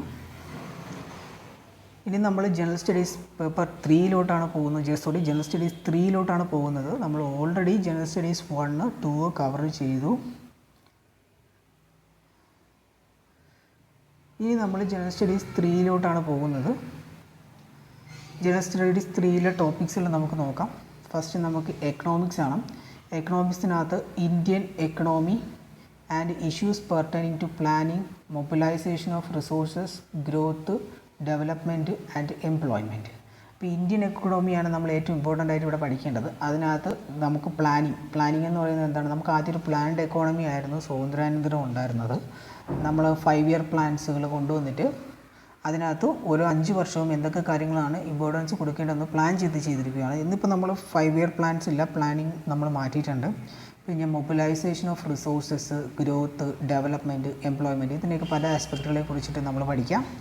Inclusive growth, issues arising from it. എന്താണ് ഇൻക്ലൂസീവ് ഗ്രോത്ത്? എല്ലാവരെയും ഉൾപ്പെടുത്തിയിട്ടുള്ളൊരു ഗ്രോത്താണ്. ഇപ്പോൾ നമുക്ക് ഇന്ത്യയിൽ എക്കണോമി അല്ലെങ്കിൽ നമുക്ക് GDP കൂടുന്നു എന്ന് പറഞ്ഞിട്ട് അതൊരു ഇൻക്ലൂസീവ് ആകണമെന്നില്ല. ഇൻക്ലൂസീവ് എന്ന് പറയുമ്പോൾ എന്തായിരിക്കും? അതിനകത്ത് ഒരുപാട് ആളുകളെ ഇൻക്ലൂഡ് ചെയ്യുന്നുണ്ട്. അതായത് ഇന്ത്യയിലെ എല്ലാ സെക്ഷനും അതിൻ്റെ ഒരു എഫക്റ്റ് ഉണ്ടാവണം. GDP കൂടുന്നു എന്ന് പറഞ്ഞിട്ട് നമ്മുടെ പോവർട്ടി കുറയുന്നു എന്ന് നമുക്ക് പറയാൻ പറ്റില്ല. അപ്പോൾ അതൊരു ഇൻക്ലൂസീവ് അല്ല. അപ്പോൾ ഇൻക്ലൂസീവ് ഗ്രോത്തിനെ കുറിച്ച് പഠിക്കുക. Issues arising from it. പിന്നെ ഗവൺമെൻറ് ബഡ്ജറ്റിംഗ് എന്താണെന്ന് അറിയാലോ. ബഡ്ജറ്റിനെ കുറിച്ച് ഡീറ്റെയിൽ ആയിട്ട് പഠിക്കുക. പിന്നെയുള്ളത് മേജർ ഗ്രൂപ്പ്. ഇത് നമുക്ക് അഗ്രികൾച്ചർ എന്ന് പറയാം ഈ ഒരു ടോപ്പിക്കിന്. അതിനകത്ത് ക്രോപ്പിംഗ് പാറ്റേൺസ് പഠിക്കുക. ഇത് നമുക്ക് ഓൾമോസ്റ്റ് നമ്മുടെ NCERT ടെക്സ്റ്റ് ബുക്കിൽ കവർ ചെയ്യും. അതായത് ജോഗ്രഫി ടെക്സ്റ്റ് ബുക്കുകളിൽ നമുക്കൊരിത് കവർ ചെയ്യുന്നതാണ്. Cropping patterns in various parts of country, different types of irrigations. എന്തൊക്കെ ടൈപ്പ് ഇറിഗേഷൻസ് ഉണ്ട്? ഫോർ എക്സാമ്പിൾ നമുക്ക് മൈക്രോ ഇറിഗേഷൻ എന്ന് പറയാം. അപ്പോൾ അതുപോലെ തന്നെ irrigation types, irrigation systems, storage, transport, marketing of agricultural produce, എങ്ങനെയാണ് അഗ്രികൾച്ചർ പ്രൊഡ്യൂസിനെ മാർക്കറ്റൈസ് ചെയ്യുന്നത്, ആൻഡ് ഇഷ്യൂസ് ആൻഡ് റിലേറ്റഡ് കൺസ്ട്രൈൻറ്റ്സ്. ഈ technology in the aid of farmers. ഈ ടെക്നോളജി, ഇലക്ട്രോണിക് ടെക്നോളജി എങ്ങനെയാണ് ഫാമേഴ്സിൻ്റെ എയ്ഡിന് വരുന്നത്? ഫോർ എക്സാമ്പിൾ നമ്മൾ മൺസൂൺ ഡിപ്പെൻഡൻ്റ് ആണ് നമ്മുടെ അഗ്രികൾച്ചർ മുഴുവൻ. അപ്പോൾ അതുകൊണ്ട് തന്നെ മഴ എപ്പോൾ പെയ്യും, മഴ എങ്ങനെ പെയ്യാൻ സാധ്യതയില്ല. അപ്പോൾ അതൊക്കെ നമ്മൾ അവർക്ക് നേരത്തെ കൂട്ടി അറിയിക്കുകയാണെന്നുണ്ടെങ്കിൽ അവർക്ക് കൃഷി ഇറക്കുന്നതിന് മുൻപ് തന്നെ അവർക്ക് ഡിസൈഡ് ചെയ്യാൻ പറ്റും. അതുപോലെ തന്നെ മാർക്കറ്റിംഗ് രംഗത്ത് ഈനാം എന്ന് പറയുമ്പോൾ എന്താണ്? Electronic national agricultural market. അപ്പോൾ അതുപോലുള്ള ഇലക്ട്രോണിക് ടെക്നോളജിയിൽ എങ്ങനെയാണ് അവരെ മാർക്കറ്റിങ്ങിന് സഹായിക്കുന്നത്, അതൊക്കെയാണ് നമ്മളിവിടെ പഠിക്കേണ്ടത്. ഇനി അടുത്തത് issues related to direct and indirect farm subsidies എന്താണ്? ഗവൺമെൻറ് ഒരുപാട് സബ്സിഡീസ് കൊടുക്കുന്നുണ്ട്. അതിന് ഫോർ എക്സാമ്പിൾ നമ്മുടെ ഫെർട്ടിലൈസറിന്, വളങ്ങൾക്ക് സബ്സിഡി കൊടുക്കുന്നുണ്ട്. അത് ഏതാണ്? ഇൻഡയറക്റ്റ് ആണോ ഡയറക്റ്റ് സബ്സിഡി ആണോ? അതിനെക്കുറിച്ച് പഠിക്കുക. Minimum support price. ഇപ്പോൾ റീസെൻ്റ്ലി നമ്മൾ ഒരുപാട് കേട്ടിട്ടുള്ള കാര്യമാണ് മിനിമം സപ്പോർട്ട് പ്രൈസ്, MSP എന്ന് പറയുന്നത്. അതായത് ഏകദേശം 23 വിളകൾക്ക് മിനിമം സപ്പോർട്ട് പ്രൈസ് ഗവൺമെൻറ് നിശ്ചയിക്കുന്നുണ്ട്. അതെങ്ങനെയാണ്, ആരാണ് നിശ്ചയിക്കുന്നത്, എന്തിൻ്റെ അടിസ്ഥാനത്തിലാണ് നിശ്ചയിക്കുന്നത്, അതെപ്പോഴാണ് നിശ്ചയിക്കുന്നത് എന്നുള്ള കാര്യങ്ങളെക്കുറിച്ച് MSPയെക്കുറിച്ച് പഠിക്കാം. അതുപോലെ തന്നെ പബ്ലിക് ഡിസ്ട്രിബ്യൂഷൻ സിസ്റ്റം എന്ന് പറയുന്നത് നമ്മുടെ റേഷൻ ഷോപ്പും കാര്യങ്ങളുമാണ്. അതിൻ്റെ ഒബ്ജക്റ്റീവ്സ് പഠിക്കുക, ഫംഗ്ഷനിങ് പഠിക്കുക, ലിമിറ്റേഷൻസ് പഠിക്കുക. അടുത്തത് അതിൻ്റെ റിവാമ്പിങ്ങിനെ കുറിച്ച് പഠിക്കുക. പിന്നെയുള്ളത് ഇഷ്യൂസ് ഓഫ് ബഫർ സ്റ്റോക്ക്.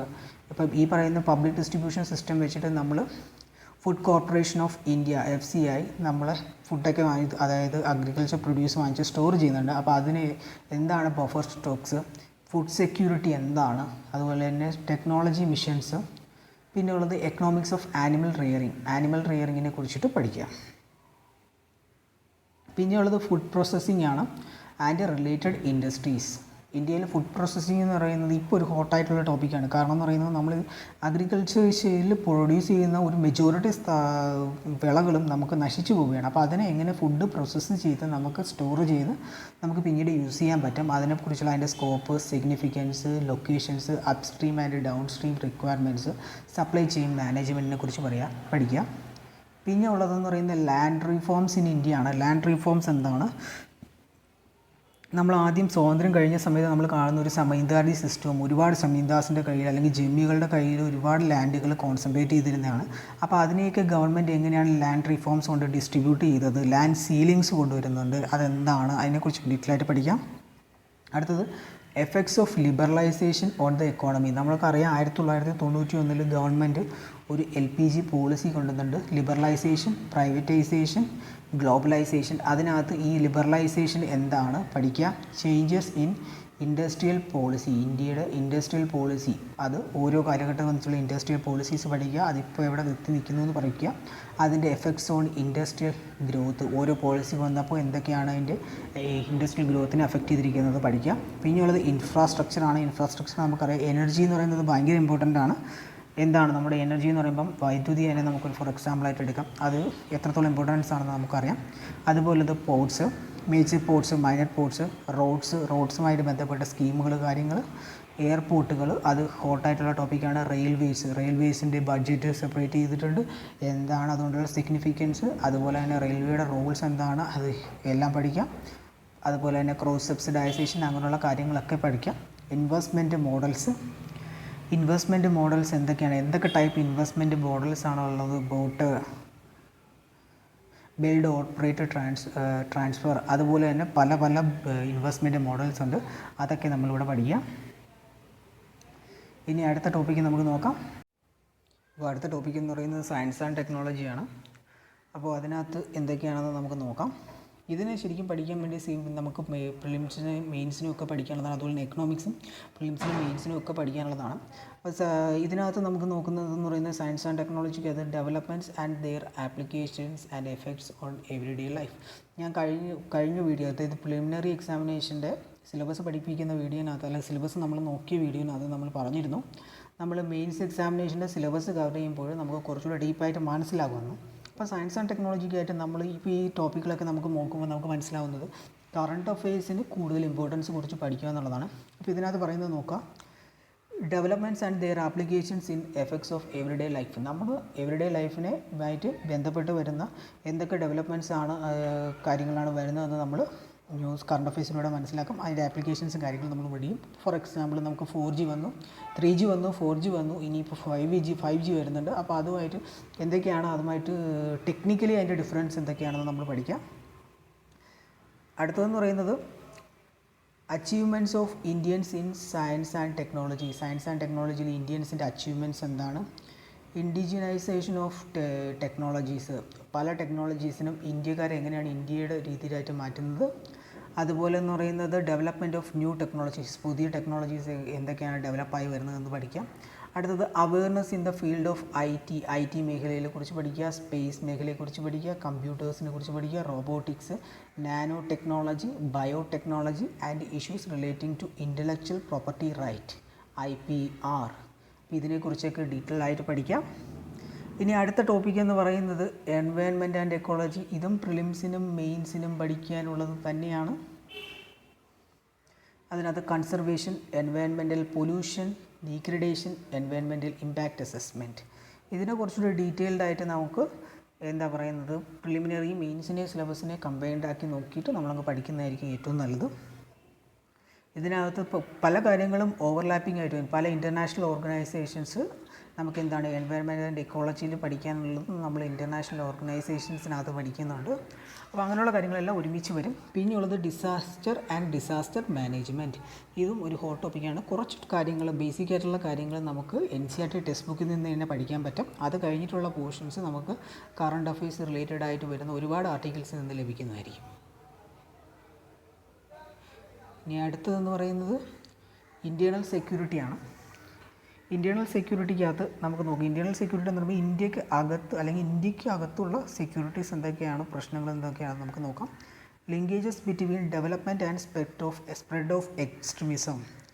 ഇപ്പോൾ എങ്ങനെയാണ് ഈ എക്സ്ട്രീമിസം സ്പ്രെഡ് ആവുന്നത്, അല്ലെങ്കിൽ എക്സ്ട്രീമിസം ഉണ്ടാകുന്നതിന് എല്ലാത്തിനും ഒരു റീസൺ ഉണ്ടാവും. അപ്പോൾ ഫോർ എക്സാമ്പിൾ നക്സൽ മൂവ്മെൻറ്റ് എന്തുകൊണ്ടാണ് ഉണ്ടാകുന്നത്, ആ ഒരു ഡെവലപ്മെൻറ്റ് നടക്കാത്തത് കൊണ്ടാണ്. അതിന് എഗെയിൻസ്റ്റ് ഒരു പ്രൊട്ടസ്റ്റ് ആയിട്ടാണ് നക്സലിസം, മാർക്സിസം മൂവ്മെൻറ്റുകളൊക്കെ നടക്കുന്നത്. അപ്പോൾ ആ ഒരു എക്സ്ട്രീമിസത്തിനെ നമുക്ക് എന്താണ് ഡെവലപ്മെൻറ്റുമായിട്ട് കണക്ട് ചെയ്യാൻ പറ്റും. അത് കണക്ട് ചെയ്ത് പഠിക്കാം. Role of external state and non state actors in creating challenges in internal security. For example ഒരു പാകിസ്ഥാൻ എടുക്കുകയാണെന്നുണ്ടെങ്കിൽ അതൊരു എക്സ്റ്റേണൽ സ്റ്റേറ്റ് ആക്ടറാണ്. ഇന്ത്യയിലെ ജമ്മു ആൻഡ് കാശ്മീരിൽ ഒരുപാട് terrorist activities, Jammu and Kashmir മാത്രമല്ല നമ്മുടെ ബോംബെ ടെറർ അറ്റാക്ക്. അപ്പോൾ അങ്ങനെയുള്ള കാര്യങ്ങളിൽ ആ ഒരു സ്റ്റേറ്റ് ആക്ടർ എന്താണ് ചെയ്യുന്നത്, അവരുടെ റോൾ എന്താണ് എന്ന് നമ്മൾ പഠിക്കുക. അടുത്ത നോൺ സ്റ്റേറ്റ് ആക്ടേഴ്സ് എന്ന് പറയുമ്പോൾ അതൊരു സ്റ്റേറ്റ് ആയിരിക്കില്ല. ഫോർ എക്സാമ്പിൾ നാഗാലാൻഡിൽ തന്നെ നമുക്ക് ഒരുപാട് ഓർഗനൈസേഷനുണ്ട്. നാഗാലാൻഡ് ബേസ് ചെയ്തിട്ടുള്ള അവരുടെ ഒരു സെപ്പറേറ്റ് രാജ്യമായിട്ട് മാറ്റണമെന്നുള്ള ഓർഗനൈസേഷൻസ്. അപ്പോൾ ആ ഓർഗനൈസേഷൻസിനെ നമുക്ക് നോൺ സ്റ്റേറ്റ് ആക്ടേഴ്സ് എന്ന് പറയാം. അല്ലെങ്കിൽ നമുക്ക് ഇൻ്റർനാഷണലി തന്നെ പ്രവർത്തിക്കുന്ന ഒരുപാട് നോൺ സ്റ്റേറ്റ് ആക്ടേഴ്സ് ഉണ്ട്. പാകിസ്ഥാൻ ബേസ് ചെയ്ത് തന്നെ പ്രവർത്തിക്കുന്ന ഒരുപാട് ഓർഗനൈസേഷൻസ് നമുക്ക് എഗെയിൻസ്റ്റ് ആയിട്ട് നമ്മുടെ ഇന്ത്യയിൽ സെക്യൂരിറ്റീനെ എഫക്റ്റ് ചെയ്യുന്ന രീതിയിൽ പ്രവർത്തിക്കുന്നുണ്ട്. അപ്പോൾ അതിനെ നമുക്ക് നോൺ സ്റ്റേറ്റ് ആക്ടേഴ്സ് എന്ന് പറയാം. പിന്നെയുള്ളത് challenges to internal securities through the communication network, role of media, social networking site in internal security challenges, basic of cyber security, money laundering and its prevention, security challenges and their management in border areas, linkages of organized crime with terrorism. അപ്പോൾ internal സെക്യൂരിറ്റിക്കകത്ത് തന്നെ നമുക്ക് ഒരുപാട് topical പല രീതിയിൽ നമുക്ക് അതിനെ connect ചെയ്യാൻ പറ്റും. കമ്മ്യൂണിക്കേഷൻ നെറ്റ്വർക്ക് ഫോർ എക്സാമ്പിൾ നമ്മൾ 2 വർഷം മുമ്പ് നോക്കുകയാണെന്നുണ്ടെങ്കിൽ പാകിസ്ഥാനിൽ അവർ അത് നമുക്ക് ട്രേസ് ചെയ്യാൻ പറ്റാത്ത രീതിയിൽ മൊബൈൽ നെറ്റ്വർക്ക് യൂസ് ചെയ്യാതെ തന്നെ നമുക്ക് ട്രേസ് ചെയ്തെടുക്കാൻ പറ്റാത്ത രീതിയിൽ അവർ സാറ്റലൈറ്റ് അതുപോലെ തന്നെ വോക്കി ടോക്കി യൂസ് ചെയ്തിട്ട് മൊബൈലിൽ കണക്ട് ചെയ്തിട്ട് അവർ കമ്മ്യൂണിക്കേറ്റ് ചെയ്യുന്നുണ്ടായിരുന്നു. അപ്പോൾ അങ്ങനെയുള്ള ടെക്നോളജി എങ്ങനെയാണ് അവരുടെ കമ്മ്യൂണിക്കേഷൻ നെറ്റ്വർക്കുകൾ വർക്ക് ചെയ്യുന്നത് എന്നുള്ളത് നമ്മൾ നോക്കാം. പിന്നെ ഉള്ളത് റോൾ ഓഫ് മീഡിയ ആണ്. നമ്മളെ മീഡിയ എത്രത്തോളം നമ്മുടെ സെക്യൂരിറ്റീനെ അഫക്റ്റ് ചെയ്യുന്നുണ്ടെന്ന് നോക്കാം. ഇപ്പോൾ സപ്പോസ് നമ്മൾ ഇപ്പോൾ ഫേസ്ബുക്കും വാട്സപ്പും ഒക്കെ നോക്കിക്കഴിഞ്ഞ് കഴിഞ്ഞാൽ നമ്മളിപ്പം ചില കാര്യങ്ങൾ നമ്മളെ തെറ്റിദ്ധരിപ്പിക്കുന്ന രീതിയിലുള്ള ഒരുപാട് മെസ്സേജസ് വരാറുണ്ട്. അപ്പോൾ അതുകൊണ്ട് നമുക്ക് ആ റോൾ ഓഫ് മീഡിയ നോക്കാം. പിന്നെ അതാണ് social networking sites in internal security challenges. പിന്നെയുള്ളത് ബേസിക് സൈബർ സെക്യൂരിറ്റിയാണ്. ബേസിക്കായിട്ട് സൈബർ സെക്യൂരിറ്റി ഇപ്പോൾ നമ്മുടെ ഇന്നിപ്പോൾ എല്ലാം നോക്കിക്കഴിഞ്ഞാൽ നമ്മൾ ഡിജിറ്റൈസേഷൻ ഇത്രയും കണ്ട് പ്രൊമോട്ട് ചെയ്യുന്ന സമയത്ത് നമുക്ക് നേരെ ഒരു സൈബർ അറ്റാക്ക് വന്നു കഴിഞ്ഞാൽ അത് കൊണ്ടുണ്ടാകുന്ന ഇമ്പാക്റ്റ് ഭയങ്കര ഇമ്പോർട്ടൻ്റ് ആയിരിക്കും. അപ്പോൾ നമ്മൾ അതിനെങ്ങനെയാണ് സൈബർ സെക്യൂരിറ്റി ചെയ്യുന്നത്? അപ്പോൾ ആ സൈബർ സെക്യൂരിറ്റിക്ക് ഇമ്പോർട്ടൻസ് കൊടുത്ത് ഗവൺമെൻറ് കൊണ്ടുവന്നിട്ടുള്ള പല ഓർഗനൈസേഷൻസ് ഉണ്ടാകും. CERT in എന്ന് പറയുന്നൊരു ഓർഗനൈസേഷൻ, അതിൻ്റെ റോൾ എന്താണ്? അപ്പോൾ അങ്ങനെയുള്ള കാര്യങ്ങൾ സൈബർ സെക്യൂരിറ്റി റിലേറ്റഡ് ആയിട്ട് പഠിക്കാം. പിന്നെയുള്ളത് മണി ലോണ്ടറിങ് ആണ്. മണി ലോണ്ടറിങ് ഭയങ്കര ഇമ്പോർട്ടൻ്റ് ആയിട്ടുള്ളൊരു ടോപ്പിക്കാണ്. അപ്പോൾ മണി ലോണ്ടറിങ് പ്രിവെൻറ്റ് ചെയ്യാൻ വേണ്ടി ഗവൺമെൻറ് എന്തൊക്കെ കാര്യങ്ങളാണ് കൊണ്ടുവന്നിട്ടുള്ളത് എന്ന് നമ്മൾ പഠിക്കാം, അതിൻ്റെ പ്രിവെൻഷൻ. പിന്നെയുള്ള security challenges and their management in the border area. Border ഏരിയയുമായിട്ട് റിലേറ്റ് ചെയ്തിട്ടുള്ള സെക്യൂരിറ്റി ചലഞ്ചസ് എന്തൊക്കെയാണ്? നമുക്ക് ഇപ്പം ലഡാക്കിൽ നടന്നിട്ടുള്ള ഒരു സ്റ്റാൻഡ് ഓഫ് തന്നെ വെച്ച് നോക്കുകയാണെന്നുണ്ടെങ്കിൽ നമുക്ക് പറയാൻ പറ്റും നമുക്ക് കമ്പാരിറ്റീവ്ലി ചില കാര്യങ്ങൾ കമ്പാരിറ്റീവ് ഒരു ജിയോഗ്രഫിക്കൽ അഡ്വാൻറ്റേജ് ഉണ്ട്. അപ്പോൾ അത് തിരിച്ചെടുക്കുക എന്നുള്ളതാണ് ചൈനയുടെ ലക്ഷ്യം എന്നാണ് അവിടെ നമുക്ക് മനസ്സിലാക്കാൻ സാധിക്കുന്നത്. അപ്പോൾ ആ സെക്യൂരിറ്റി ചലഞ്ചസ്, അതിൻ്റെ മാനേജ്മെൻറ്റ്, അതിനെ പല ആസ്പെക്റ്റുകളിൽ പഠിക്കുക. പിന്നെയുള്ളത് linkages of organised crime with terrorism. അപ്പം ഇന്നിപ്പോൾ നമ്മൾ നോക്കുകയാണെന്നുണ്ടെങ്കിൽ ഇപ്പോൾ ഈ ക്രൈം പല രീതിയിൽ ഓർഗനൈസ്ഡ് ആയിട്ടാണ് നടക്കുന്നത്. അപ്പോൾ അതിന് പല രീതിയിൽ നമുക്കിപ്പോൾ ഡ്രഗ്സ് റിലേറ്റഡ് ആയിട്ടുള്ള നെറ്റ്വർക്കുകൾ, അതുപോലെ തന്നെ ചില രീതിയിൽ നമ്മൾ നോക്കുകയാണെന്നുണ്ടെങ്കിൽ നമ്മുടെ ട്രേഡിനെ നമുക്ക് ടെററിസമായിട്ട് കമ്മ്യൂണിക്കേറ്റ് ചെയ്യാം. ഇവിടെ ഇന്ത്യയും പാകിസ്ഥാനും തമ്മിൽ നടക്കുന്ന ട്രേഡിൽ അതിൽ ഒരു സൈഡിൽ നിന്ന് ക്യാഷ് കൊടുക്കുന്നതിന് പകരം അല്ലെങ്കിൽ ക്യാഷ് കൊടുത്ത് ടെററിസ്റ്റ് ആക്ടിവിറ്റീസ് പ്രൊമോട്ട് ചെയ്യുന്ന രീതിയുണ്ട്. പിന്നെയുള്ളത് വേരിയസ് സെക്യൂരിറ്റി ഫോഴ്സസ് ആണ്. അപ്പോൾ നമുക്ക് പല സെക്യൂരിറ്റി ഫോഴ്സസാണ്, CISF, CRPF, അതുപോലെ പാരാമിലിറ്ററി ഉണ്ട്, ആർമി ഉണ്ട്, നേവി ഉണ്ട്. അപ്പോൾ ആ സെക്യൂരിറ്റി ഫോഴ്സിനെ കുറിച്ച് പഠിക്കുക, അതിൻ്റെ ഏജൻസി, അതിൻ്റെ മാൻഡേറ്റ് എന്തൊക്കെയാണെന്നൊക്കെ പഠിക്കുക. ഇതുൾപ്പെടെ നമുക്ക് ഇൻറ്റേർണൽ സെക്യൂരിറ്റി നമുക്കിവിടെ കവർ ചെയ്യാൻ സാധിക്കുന്നു. അതോടുകൂടി നമ്മുടെ വീഡിയോ ഇവിടെ അവസാനിക്കുകയാണ്. ഈ വീഡിയോ നിങ്ങൾക്ക് ഇഷ്ടപ്പെടുമെന്ന് വിചാരിക്കുന്നു. ലൈക്ക് ചെയ്യുക, ഷെയർ ചെയ്യുക, സബ്സ്ക്രൈബ് ചെയ്യുക. Thank you.